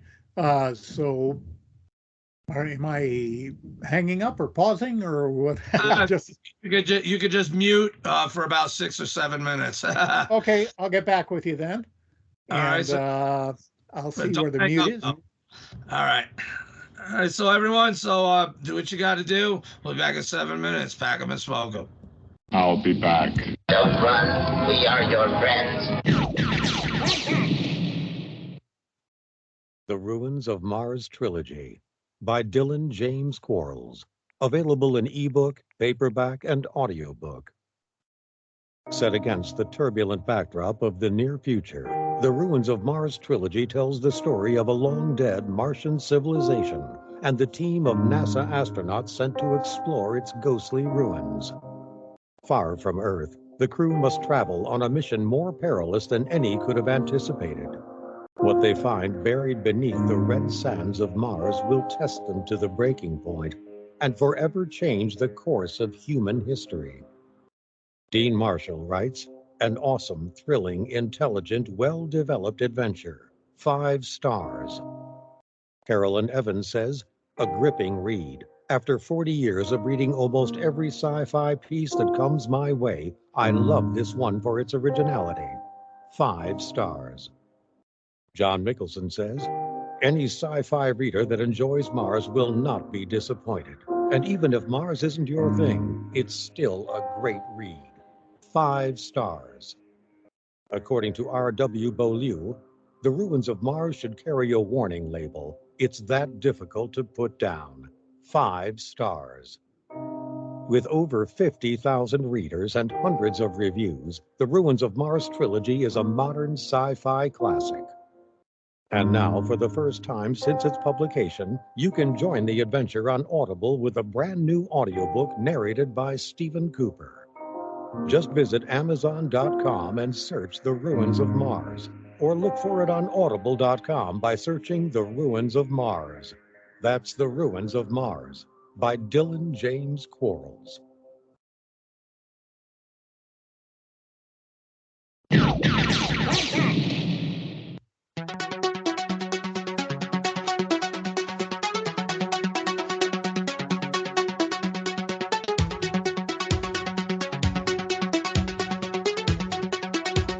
Time killer.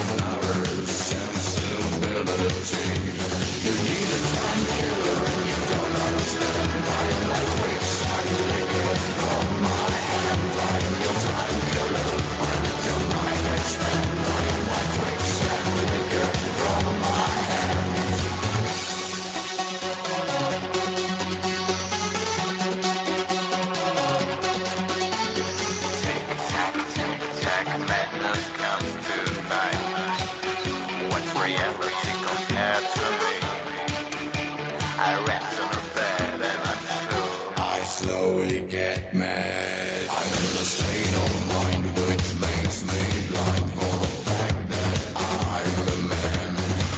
I'm here to stay forever, but not today.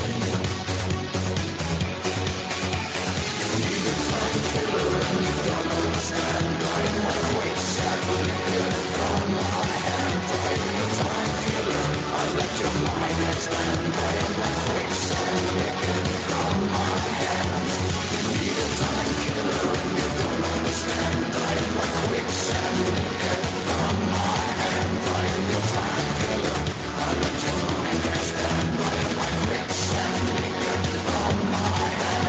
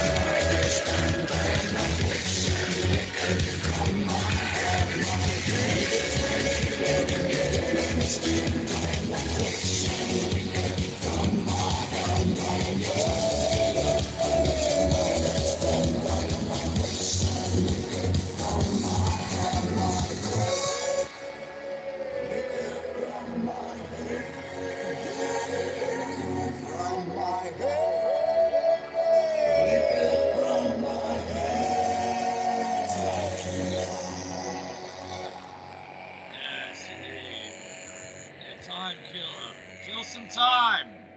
Like these structures that we're seeing on Mars and these artifacts. Welcome back, everyone. I'm Gary Legier, your host, the Mars Revealer, known else as the Mad Martian.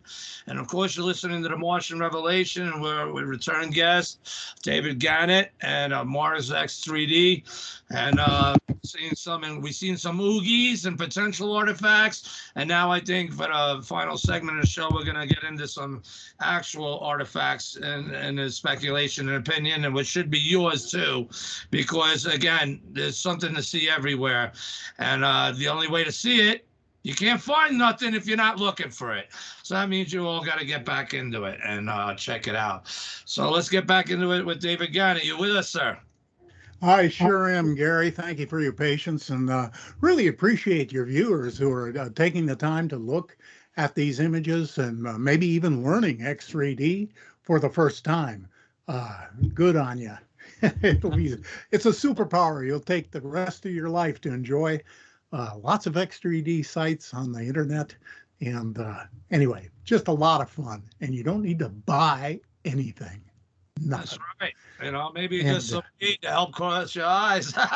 but you don't even need that though, because again, it's so simple. It has a guide there, a little white dot above every image.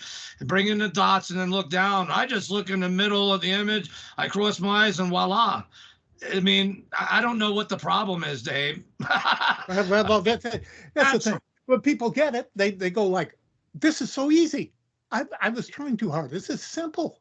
Yes. And I love it because I've got a group of young people on the channel called the Cross-Eyed Explorers, and Jimmy Bob, who's the leader, is 8 years old, and Nice. they view the X3D episodes on a 70-inch monitor. Nice. And and these are kids having a great time on the surface of Mars. And I hear all of that. Go ahead. What do you say to those people who detract? Oh, you're messing up your eyes, man. That hurts your eyes. I don't think so. They don't know what they're talking about. X3D is a common practice in design, in engineering, in science, throughout. Yeah, this is just the routine thing that people who are part of the 21st century have the ability to do. It's not a big deal. Right. But it is the first time you get it. You remember the first time you got it, it was like, holy smokes, man, this is great. Heck yeah. And it only takes a couple seconds to get used to it. But again, I didn't use the guides. I was thrown off by that, though. But it's definitely a useful tool once I knew what the hell it was. Oh, yeah. And again, folks, little white dots, gently bring them together as you gently cross your eyes, and the picture in the middle is in 3D. Boom, you're there. Nice. So anyway, let me preface before we dive into the artifacts, is that artifacts are items which have non-fractal geometries. That's the math of intelligent agency, wherever it's found in the universe, whether it's on Earth or anywhere else. Right. And so very often, something I call an artifact is not real impressive to some people's eyes. They think, oh, well, huh? But trust me, it's a genuine artifact. And if for anybody who's an archaeologist out there, I'm an amateur archaeologist, but I know that if you're an archaeologist and you look at some of these pictures, it's really going to trip your trigger. You're going to go like, I need to excavate there. I really need to excavate there. So anyway, so let's go ahead and dive in. And let me see, are you seeing the image okay, Gary? Yeah. Good deal. And let me expand it and see so that not all the folders and stuff are in the way there, detracting from its impact. I don't see any folders. Oh, you don't see any folders? Now I do. Gary, okay, let's 23. There. How's that? Is that showing you now I see the picture again. Yep. Okay, so let's start with this one. Looks like a piece of metal, like a metal plate off of something. Mm-hmm. Yep. Being wedged between something. It's caught under a rock. Yeah, go ahead. And also under it. That is interesting. Very interesting. Yeah, and there's structure on the top. Yeah. But the thing is, this is an absolutely perfect square with structure attached to it, as if this was a deck plate or formed part of a structure or something. This is not geology. This is an artifact. Now, I could say, too, stretching the point a little, this item in back here, that my cursor's going around, that's really suspicious. Yeah, it's got that artistical grid within structure. It looks like a carved structure, a carved something. It does, but of course our item of interest is this square plate. So let's chug along here and see what we get. Now this might take your eyes a moment or two to adjust, but those are structures. Holy shit! Look at that, everybody. like a base of something sticking up. You can see the right angles to it, the blocks as it was, the top of that. Wow. Yeah, these are structures. Look at my cursor now. Look at the pathway. Yep. Look at the Quonset hut right here. Yep, the dome thing there. Yep. Yeah. Look at the other structures. Look at the stuff back here with a door, maybe windows over here, a dome on top here. It does look like little huts, little buildings on top, doesn't it? In the far left there. Yeah. How big do you think that from end to end that top is?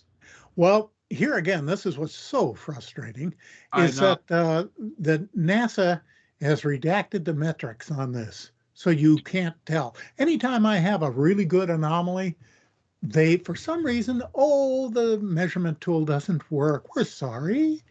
And, but now I would say, and I'm going out on a limb here because I don't have any solid metrics to base it on other than distance, and this is a zoom. I would say it's about 200 feet across from edge to edge. It's enough for some huts. Those look like hut-sized things, and I love how you call it a pavilion. It does look like it, doesn't it? It does. Yeah, it's a whole cluster of buildings, and look at the situation of it. It's sitting on an escarpment overlooking a vast valley. Yes. So this is a great place if you're going to observe weather, if you're going to observe movements of something. Look at the archway behind it. It looks like a bridge, a natural bridge. It looks like a natural bridge right in there, doesn't it? Like some people put on calendars and shit out here for things out west. You know what I mean? Oh yeah, and this by the way is the undoctored stereo view from the Curiosity PanCam, and not PanCam, Mastcam. Forgive me. I am able to create stereo views from the Mastcams. I'm the only guy who's figured out how to do it so far that I know of. Although I've shared the technique with several people, but this is actually what's there. This is the actual stereo planar depth. So this stuff kind of back in here that's a little bit confusing. Well, that's actually in the picture original. Right. So anyway, that one stopped me in my tracks. Now look at that nice block right there in the center. Yeah, it looks like some people see in Egypt. They walk up to it like they discovered the fucking thing. And look at the bevel and the polishing. That's something those Egyptologists should look at right here in comparison to what they are looking at in Egypt, in my opinion. Absolutely. I mean, here again, we have 90-degree angles in 3 dimensions. Yes. Okay, that's a very, very clear indication of it being an artifact. That look at the top and that beveled rim. That polished rim, where the rest of the block is not polished. This thing looks extra worked for that fluted rim there. Yeah, you can see it reflecting the sunlight. Thank you. Reflecting this. Now, I call that one steel pizza, and it's at the pixel breakup point. But the reason I call this an artifact, non-fractal angles. You've got your 90 degrees, you've got your 60 degrees, your 90 degrees. It's got an albedo of metal. Yes. And look, it's got a tube right there coming out. And a tube at the very front, a smaller one. And the little one right there. Type of weird whistle or something. Yeah. Or a pot pipe. I think it's just part of a mechanism. And I had to tone it way back because you see those bright spots on there. Those are washing out the picture. That thing is really bright metal. And the reason it's blue is because it's reflecting the blue sky that NASA told us for years didn't exist on Mars. Or it's a blue material, a blue metal. We find on stones. Now, if that thing could be like a polished, highly polished stone like lapis lazuli, or even more gemist than that. But that does look more metal. It could be a blue material, because look at the other blue materials, partly sticking out. It wants to show its blueness. Then you have the other bluish one that's not as polished, and then you have the pizza there, and it sticks out from all the rest of the material. It's not that blue is not the only one. It's got that one in front of it, behind that pointy rock.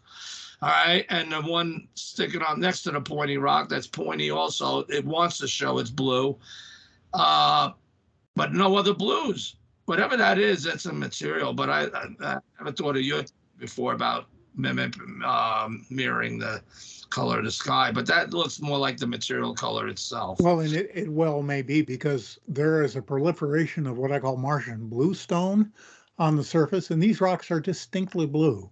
They're actually blue. I think decades from now that Martian bluestone jewelry will be very, very popular, just like turquoise. And expensive. Very expensive too. Yeah, someone's going to get up there and go, hey, let's polish this and make some beads out of them, or mount it in a necklace or a ring or something. And they'll sell like hotcakes. Someone's going to make a fortune out of it, but it won't be me. Right. And okay, come on now. It's supposed to go down to the next one. There we go. Now, what do you think that is? Wow.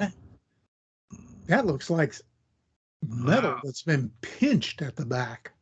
Yeah, something that does look weird. Yeah, with an square opening with structure on the inside there. I can't tell what it is.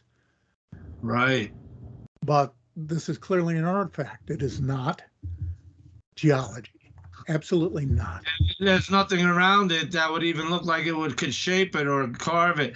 It stands out from everything else. Look how far the background is compared to it. Oh yeah, it's just sitting out there by itself. Now, necessarily because of the show and because of time limitations, I haven't included the context views that go with these images so that you can see the lay of the land and the context geologically and how far it is from the rover and its location, all of these things that help you get an idea of what we're looking at. We're just looking at the zooms. Right. So we're absent some context here, but that's okay. We'll survive. Do you have up-close artifacts to the show? Yeah. All right. Yeah. Go as many as you want, sir. I know we had a minimum of 2 hours. I mean, it's not etched in stone, pun intended. I mean, you know, show whatever you want to show. We love it. And this is all worthy. Look at that. Another funnel. Yes, another tubular funneler looking thing. That is. Can anybody tell me where that's from? What it does? I mean, a funnel, form follows function, right? No matter where you go in the universe. It's got geometry going, or like it's hexagonal or octagonal shaped. You see how the edges are straight lines geometric wise. They look shaped, fashioned. And at least look right here. Yes, I'm looking at it. Like nice, perfect little right angle there with the way it's attached. Yeah. To whatever this is. Is this a wall? Was that a gutter? Was this collecting rainfall? I mean, something. What kind of liquid is that meant to capture? Right. Or who knows? Chris Maroney, the Maroney mechanism. Wow. Look at that thing. That looks like a fucking zombie hand reaching up out of the sand inside the thing. Mummy hand. Or part of a propeller looking thing. Because look, it looks like in the middle, it looks like it's riveted, it's bolted on or something too. Either a zombie hand with a bracelet reaching in there, you know, or it is. But look at the shape of the rim too. I mean, yeah, that's an artifact, no doubt. Look at the beading around the edge. beating. Obviously, we've got a hub. We've got something that rotates around the hub. Like we have something. Yeah. Right? It's like the something old underneath. plane propellers, right? And you know what this what reminds me of? Actually, is if you're familiar with it, the Antikythera device. Antikythera, yes. Antikythera, people pronounce it differently, but I'm probably pronouncing it wrong. But that ancient computer. This reminds me of that same kind of encrustation and ancientness. It's a wonderful find by Chris Maroney. I'd like Rami Bar-Ilan to check this image out. Yeah. I haven't talked to Rami in a few weeks. I'm trying to get him on. Hopefully he's good with everything going on over there in Israel and shit. Yeah, I hope so. I hope he's okay. And his family. Great researcher, great artist. He's an elite researcher. He's one of the best. Yeah, he's a good friend too. Yeah. This out. Look at this thing. This thing looks like a. Yeah, you wonder what's going on with that. But then let me just check this next one. I can't remember if I drew in the. No, I didn't draw in. Yeah, I did. That shows the right angles that are in there that aren't immediately apparent when you look at it. Yes, you should flick that back and forth. So yeah. Because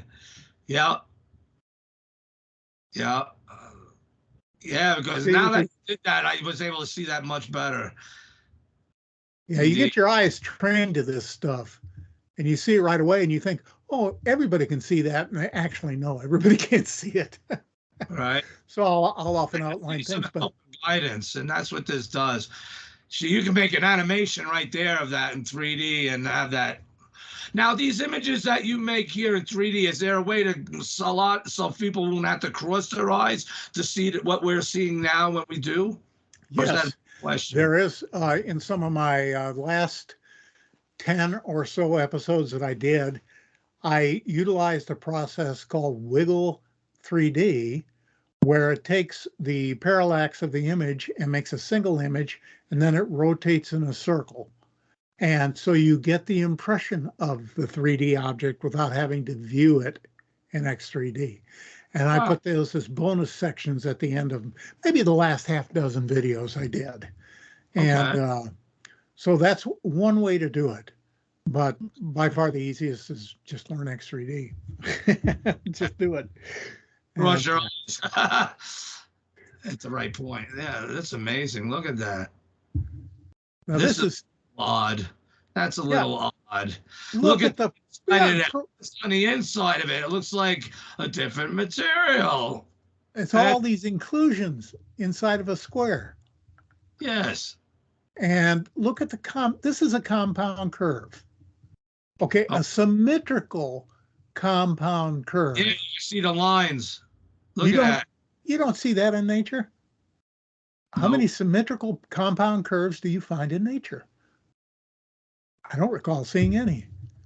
That's got some. Look at that. Even along the edge there, that looks also beveled geometrically a little. Oh yeah, yeah. It's interesting. Definite artifact. Yeah.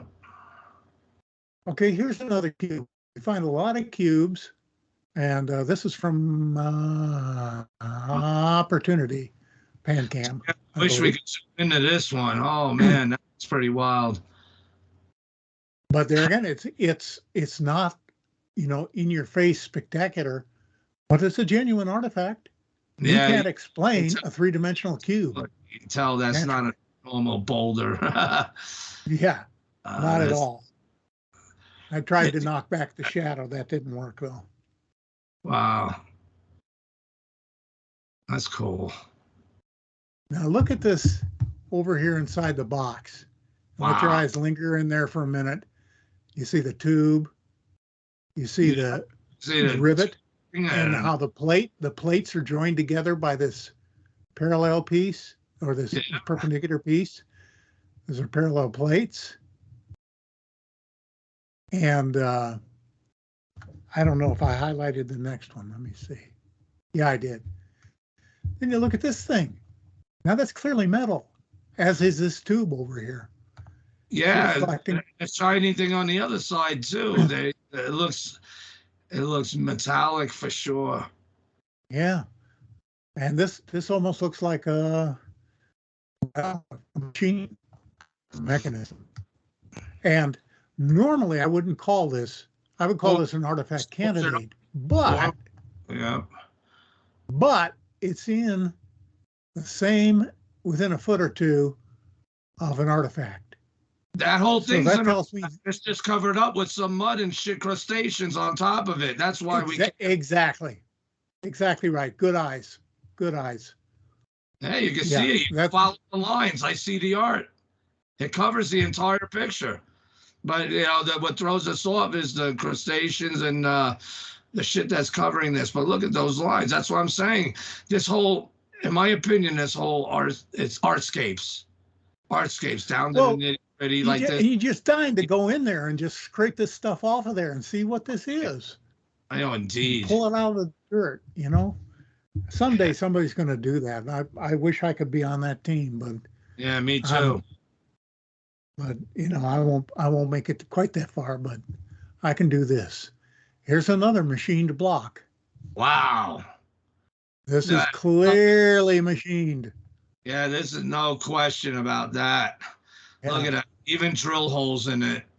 Holes, bevels, notches, angles. 90 degrees. Look right under that, where your mouse is. Right above where your mouse is. Look at that metal. No, down. Yep. And just to the left of it. That's we're seeing. Oh, that's metal. And why do they say, oh, Mars is red? Iron oxide. And when people say sandstorms of Mars, those aren't sandstorms. Those are iron oxide storms, which also, why do you think they say as there's iron oxide dust storms, they get the static electricity and shit. And I think they should have used some of that for the rovers to help charge. And they should have also brought compressed air or bottled water or something to shoot the dust off the fringes, off the solar panels. No, we can't do that. Nah, they got people up there to clean them off periodically. Yeah, probably. But we're not going to go there today. Doesn't look like, what my point is, it looks like it might be of the same material as those shiny things, which means what? This ain't rock. It's just covered with iron oxide rust. Well, why? Gary, we find a lot of exposed metal, a lot of it on Mars. Metallic. There's a lot of heavy metal on Mars. Perfect. Revelation. Well, it's a planet made out of iron. Bingo. And they say, well, there's no metal up there. There are no machines. Okay. Where'd all the rust come from? A whole planet full of rust. Tell me about that. Indeed. But, okay, here's what I call what is called a pyramidion. It's the type of thing that goes. Let's call it the bent pyramidion. This is what goes on top of an obelisk or a pyramid. Often they were bent pyramid. If you remember how the bent pyramid is, it has that same shape. And I have a bent pyramid in my book. That's staggering. It looks identical to the one in where is it? I need you. I'm having a senior moment. I forgot the name of it. Those areas there along the. But anyway, we find a lot of pyramidions, a lot of obelisk and pyramid tips scattered around the surface. Here are three objects that are all anomalous. The yellow arrow on the left, again, has the angles and the semicircle. This one has a clearly radiused edge and the 90-degree angles. Believe it or not, Dave, I am more fascinated by what I'm seeing as that quote-unquote hill behind it. Yeah. Look at stuff up there too. Look at that. Yep. Look at those sticking right. That's not natural. No, it's not. That's structure. That is structure. Wow. Yeah, but like I say, I try not to go off in the weeds on these.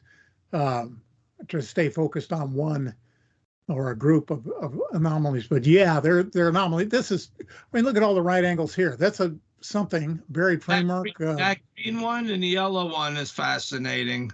Yeah. More than the middle one. The middle one I'm iffy. Meaning that I don't really care too much about it. I'm interested with the grooves on it though, and the circle. But look at that circle on the green arrow one. Yeah. How, that right in the middle, perfectly shaped even circle, it looks like. And on the yellow one, it looks like something there, semicircular carving or something. Like one would suggest like from a sewer, entering a sewer thing. Yeah, we actually have something that I think belonged in a sewer. Maybe a little further along. Look at the shaft. Nice, yes, indeed. Now, how did that come about? Look how clean that is. Yes, and the feature that's covering it. Yeah, the sides aren't crumbling. So I'm asking, does this slide over the top to cover it? Right. Is there somebody down in there? Is that an entrance to something? Right, a stairwell or something, a shaft, a stairwell. But the shaft itself is an artifact. That cannot occur like that by any natural means that I'm aware of. Especially as smooth as it is compared to outside material. Oh, yeah. Yeah. That is very interesting. Here's another one. It's not super impressive, one of Laszlo's, but it's a cube. And if you look closely, you've got rivets on the corners, and you've got another circular structure in the center on this side. All of these things are, if you were on the surface of Mars, you would definitely pick them up, put them in your kit, and take them back to the wherever, the tent. Yeah, back to the lab. Look at this thing. Wow. This is an entrance. An octagonal entrance. Yes. The octagon shape. That's geometry, people. That's what you look for, alien civilizations, not roads, what we would typically, or buildings. No, we would look for the geometry. Look at the geometry in that. Holy shit. Look to the right. Look to the right here. That's, yep. Look at all that's part of the built front for that entrance. And now look at what might be steps here that are badly worn. Yeah. That one's. You've got other stuff over here too, but well, that's an entrance. Yeah. That's definitely a heavy duty entrance. A heavy duty entrance. It's meant to. I don't know if there's a door that used to close over that, whether it's a shelter, but boy, oh boy, that is artificial as you can get. Yeah, the geometry. That's not natural. Another cube with a raised lip with almost like wheels on the back side. Yeah, two bulbs at the bottom. Like the bottom is a bathtub. You know what I mean? It's bathtubs. Wow. That's pretty cool. That looks to me like a pillar that's fallen over that was on a, and I think I have it rotated here. Yeah. I have it rotated so that you can kind of see. What's that? You should have gave me a heads up on that one. On that move. Sorry about that. Yeah. Yeah, sorry. But that is artificial. Sculpted too. You can see the art. Betcha. Oh well, you can see the. It's not real clear, but you can. First of all, it's got the concentric rings. Right, and that happened by the art. You know, the artist who makes them.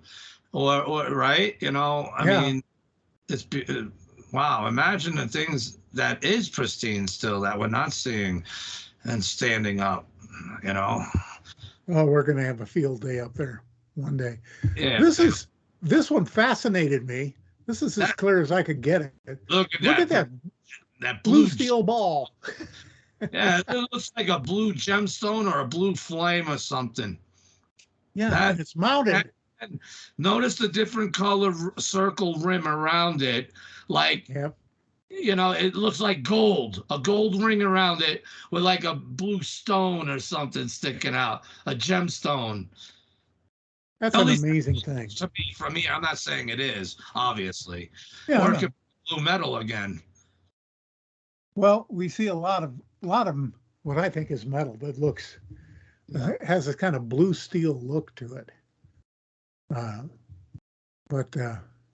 Oh, here's one of Rami's. You see the numbers on there? 697 or 2. I'm not sure which. But you have to wonder, like, what are Arabic numerals doing on Mars? Yes, indeed.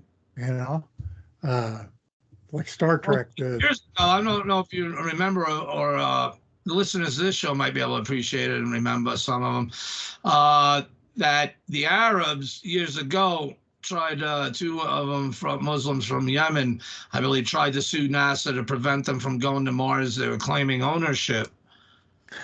Okay. Well, hopefully knew the story better than that. Then he talked about it on my show.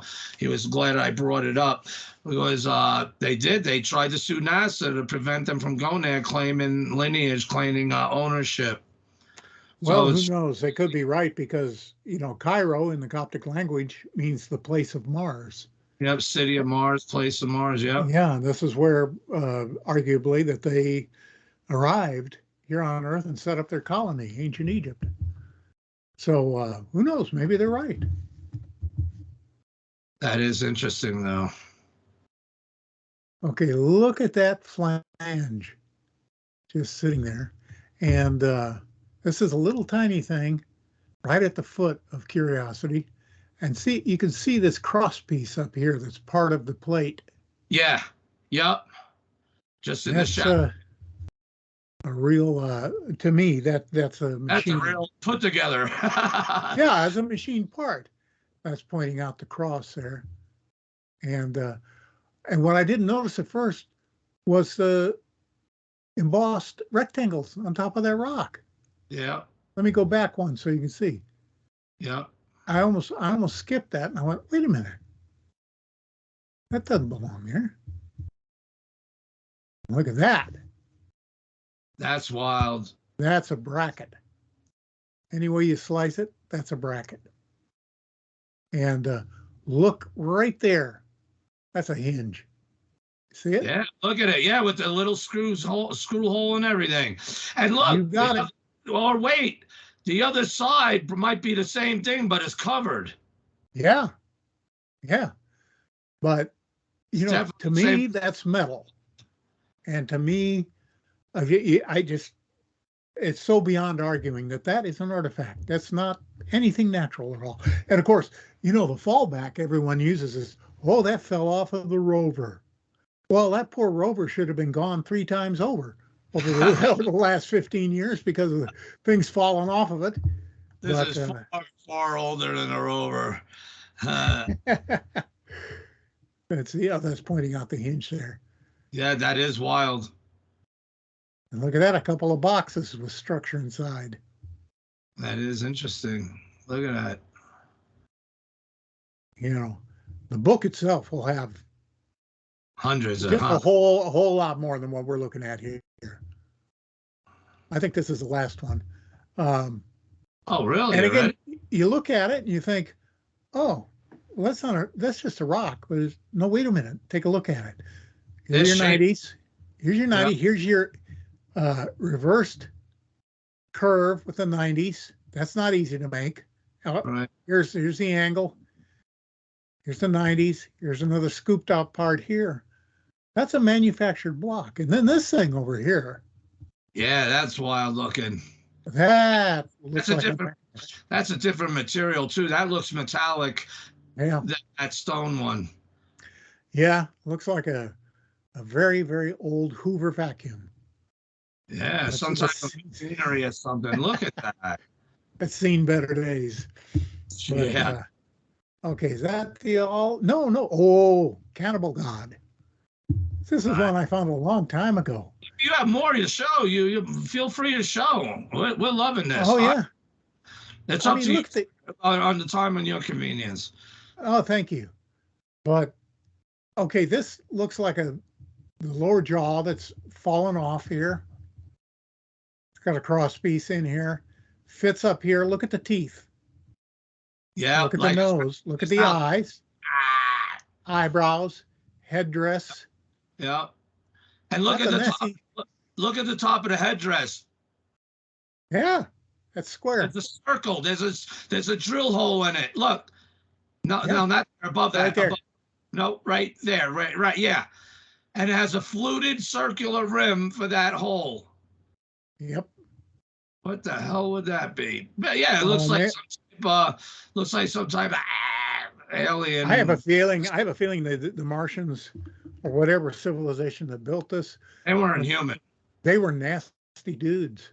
Yeah, we've seen some other things that do you recall the Goblin on Mars?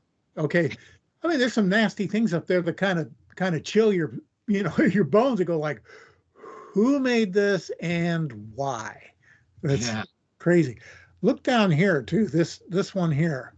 This is badly worn, but it might possibly have lettering or carving there. Oh, it's got carving on it. I can see it. Yeah. But like part of a bigger picture of what that was once a part of. Now, let me explain something technical here real quick. If you come out of X3D and you look at this picture on the right, you can see all the blurry stuff. Yeah. Okay.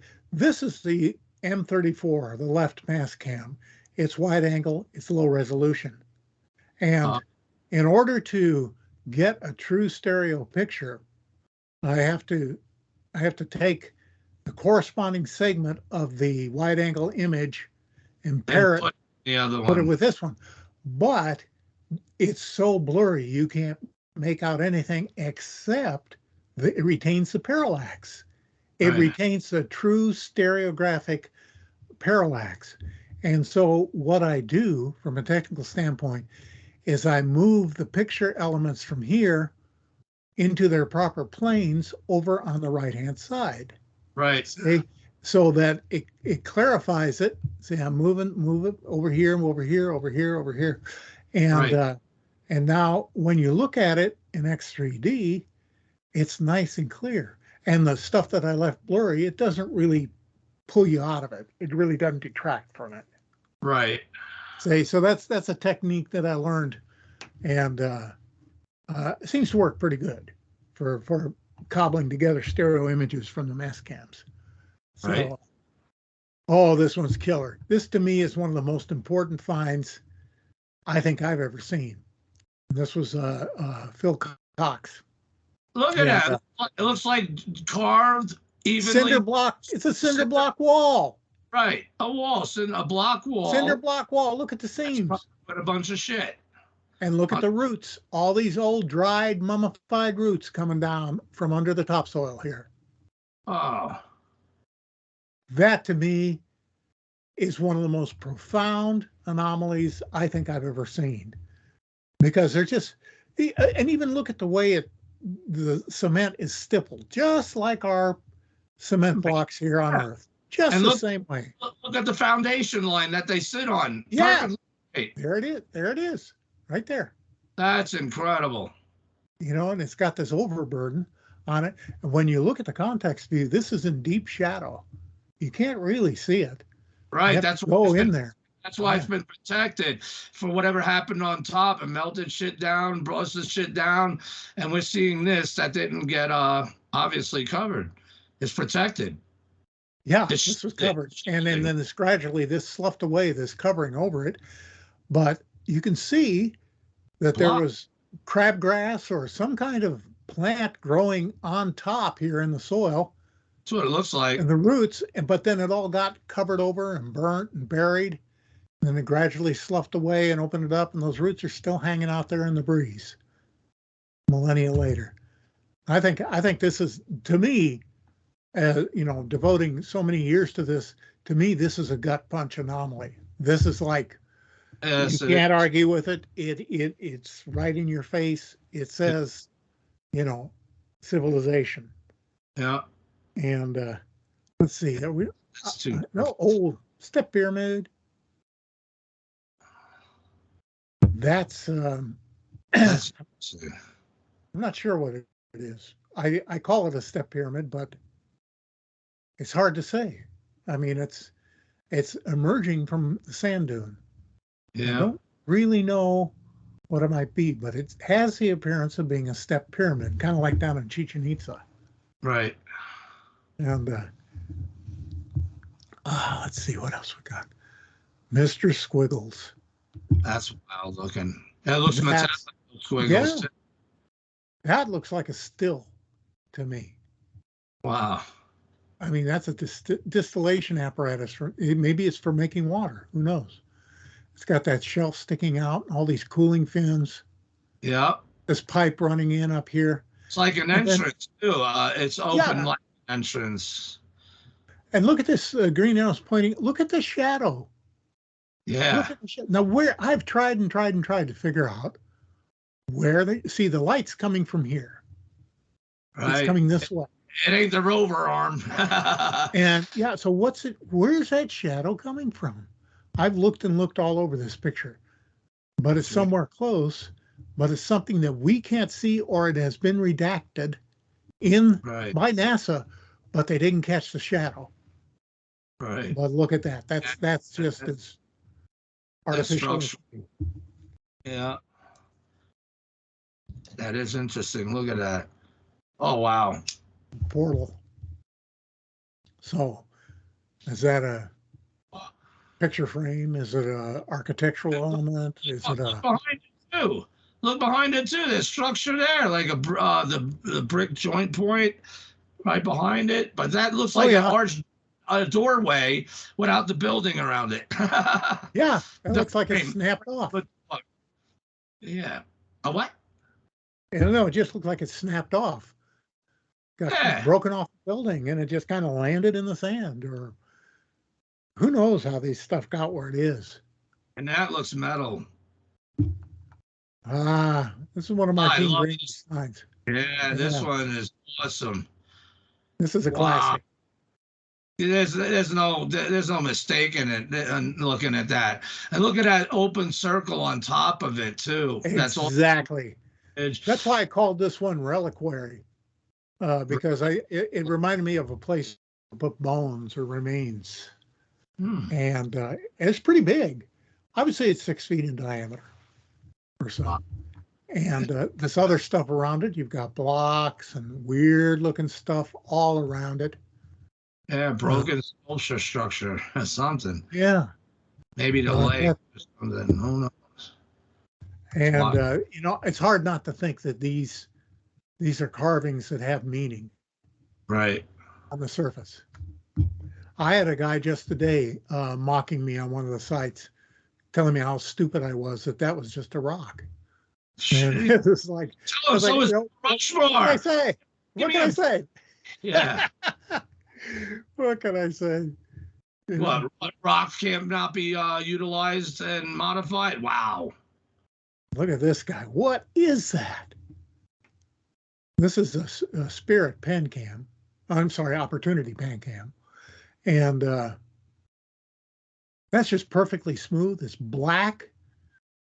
It's got those 4 circles. 3 of them have little things in the middle of them. Well, it's actually 4. We just cannot see the 4th. There's 4. There's a 4th one over here.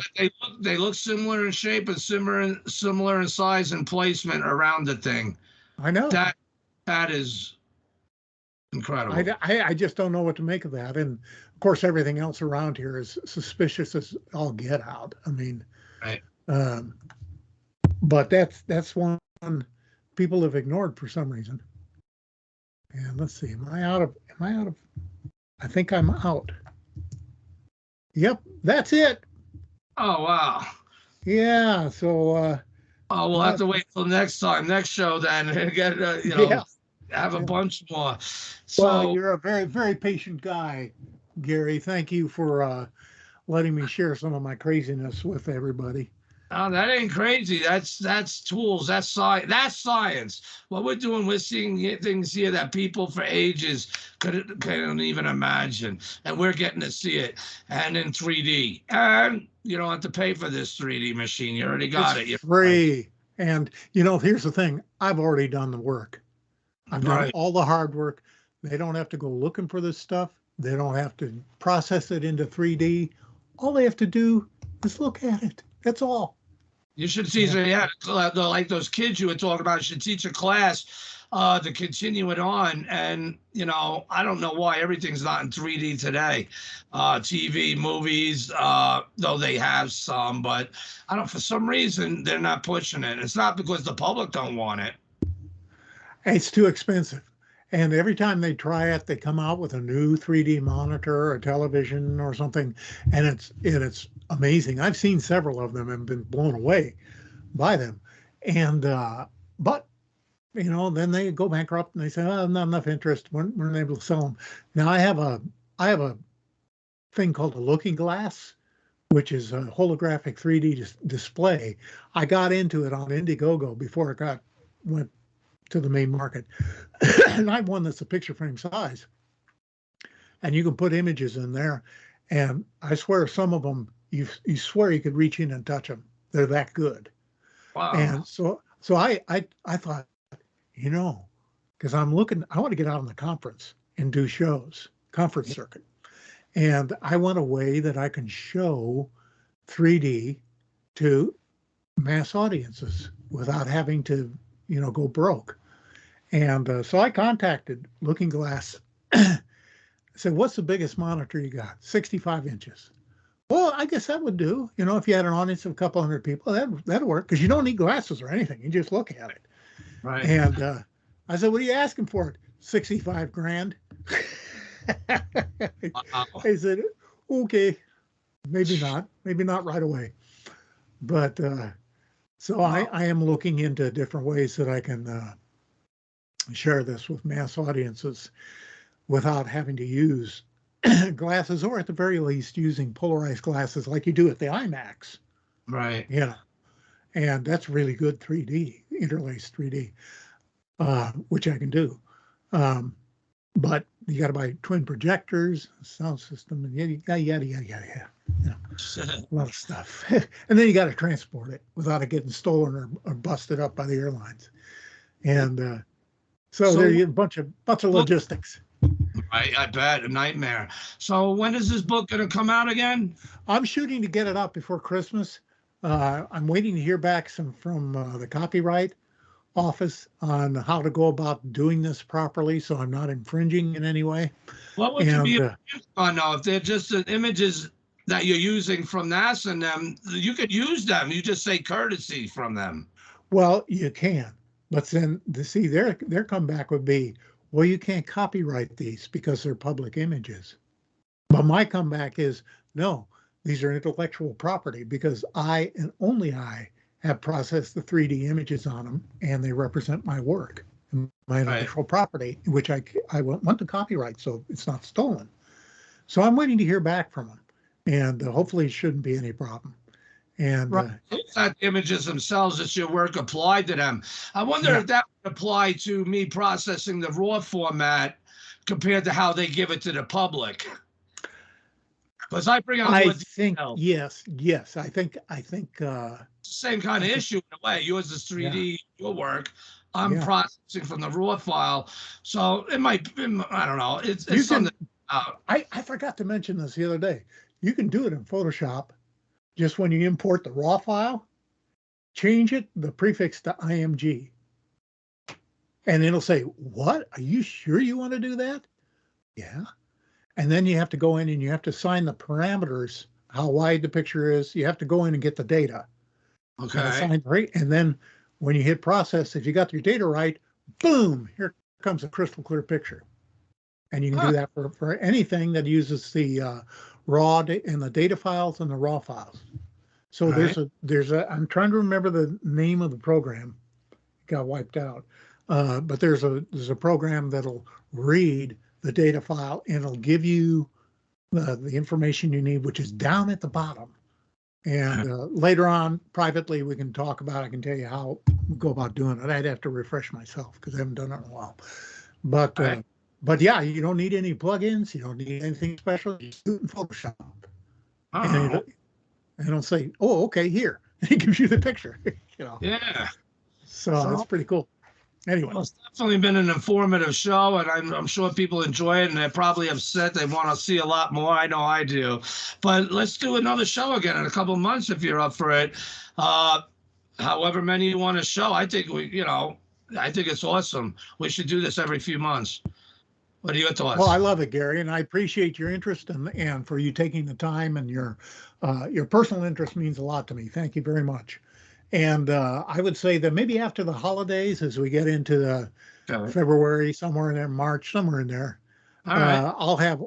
I'll have tons and tons and tons of new stuff. All right. Getting ready for volume 2.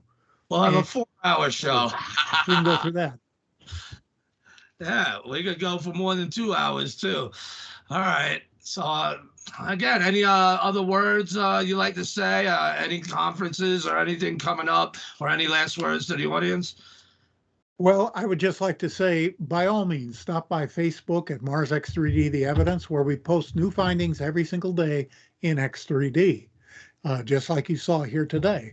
And also keep your eye out for the book. I will announce it on Facebook and on YouTube.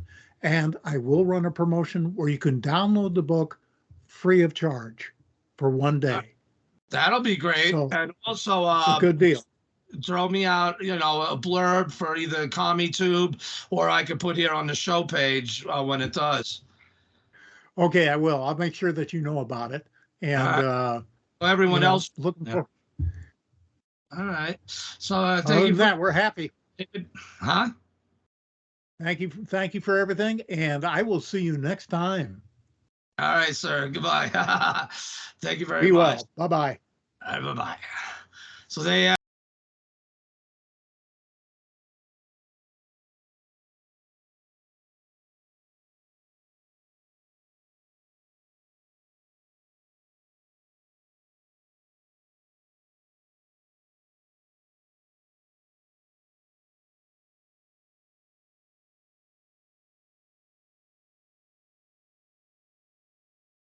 many high places. And again, his dad, being part of helping create the technology the way its Viewmasters were made of. I mean, that's really awesome. And that gave him his drive and his passion with 3D imagery. I wish I kept that old Green Machine fucking Viewmaster projector, which it also had like the record wheels on the back, and it would play sounds and project on the wall. He said that would be worth a lot of money today. No shit. I think I should still try to look for it, man. I wouldn't mind getting my hands on one again, But David shown him many examples, and he has a lot of better examples too.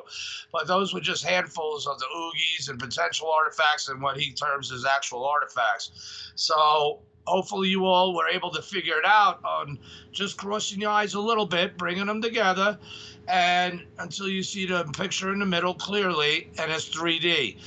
Well, it comes to life, free technology, and it doesn't create no eye strain. It doesn't, make your eyes stuck, shit like that, and all the wives' tales, and you're not crossing them that far. That's the beauty. And so it's like free technology that God gave us in our eyes. So surely no intelligent life can survive there? Bullshit. Indeed it does. So, but again, there's many things that are on Mars, and this is the things that the powers that be know about it, why they don't want to send light detection experiments, because they roll around and roll over all this shit, and they do not go up to it. They don't care. If they run over something and you hear, eek! They'll squish the fucking thing or destroy it before they do any science with it, let alone try to classify something as life. They're looking to prove Darwinian evolution, number one. All right? And that just cannot be proven. It has not been proven on this planet. I don't give a fuck what you were taught, what your brainwashed mind thinks. I don't give a fuck. There's no Darwinian evolution, and life is universal, according to Dr. Gil Levin, God rest his soul, where, again, life was discovered on Mars, 2 places 4,000 miles apart, Chrysler Planitia and Utopia Planitia, okay, which happens to be the 2 areas that were also nuked. That's right, 500 million years ago. Isn't that interesting? Yet those areas had life. They don't want to send light detection experiments. They want to keep pretending that, oh, you know, we're such smart asses. We're coming up with this and that to try and come up with other non-biological ways that it could. Why? Test for both, you fucking assholes. Put the light detection experiments on it. We the people pay for it. You don't control it. And you don't control us. We the people. Oh, I'm going to say, interesting show. And I got to go. I got someone to go talk to. But I had fun with this, and hopefully you all did also. You might want to watch the archive. It'll be up. Sorry about the YouTube problem. That'll be squared away. I wish that would have been tackled earlier, but none of us, me and Mean Green, did not expect that shit to happen. But from now on, I think Mean Green, we need to tackle that shit early in the day, because these fuckers, you know, they have it out for us, and they have it out for many others too. They have it out for us all, and not just to censor us, but to keep us away from the knowledge of the truth of what they are looking down on Mars seeing, and what they are knowing what's there, and their plans on going there, which they don't want you to know, let alone to go. Until next show, all I can say is, psh, look at those eyes without a face. Huh? Can you trust them? All those eyes. Good night.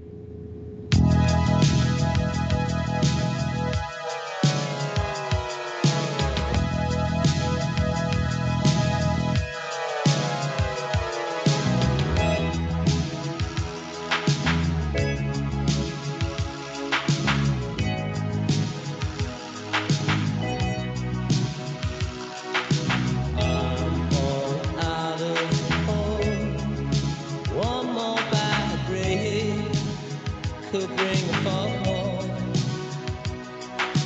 When I'm far from home, don't call me on the phone. Just tell me you're alone. It's easy to deceive, it's easy to tease, but hard to get released.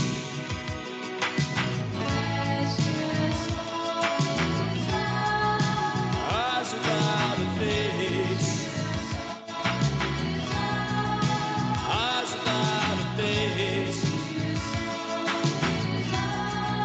eyes without a face, got no human grace, your eyes without a face.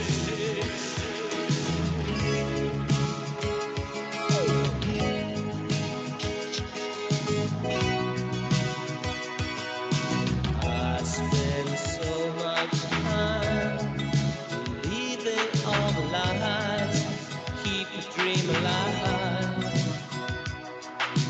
Now it makes me sad, it makes me mad and true, for loving what was you.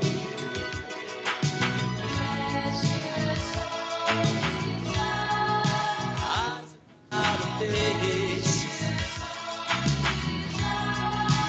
eyes without a face.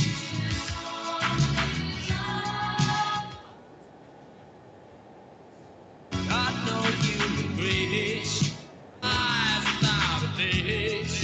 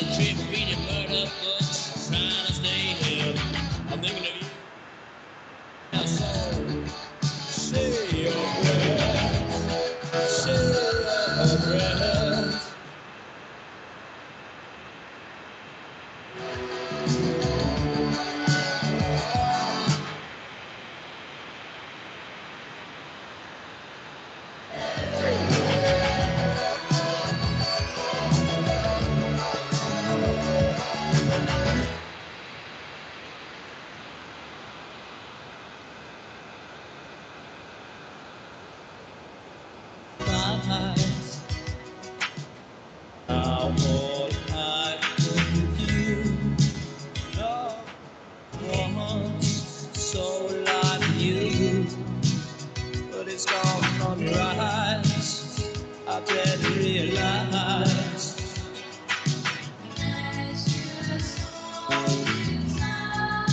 Eyes without a face. Eyes without a face.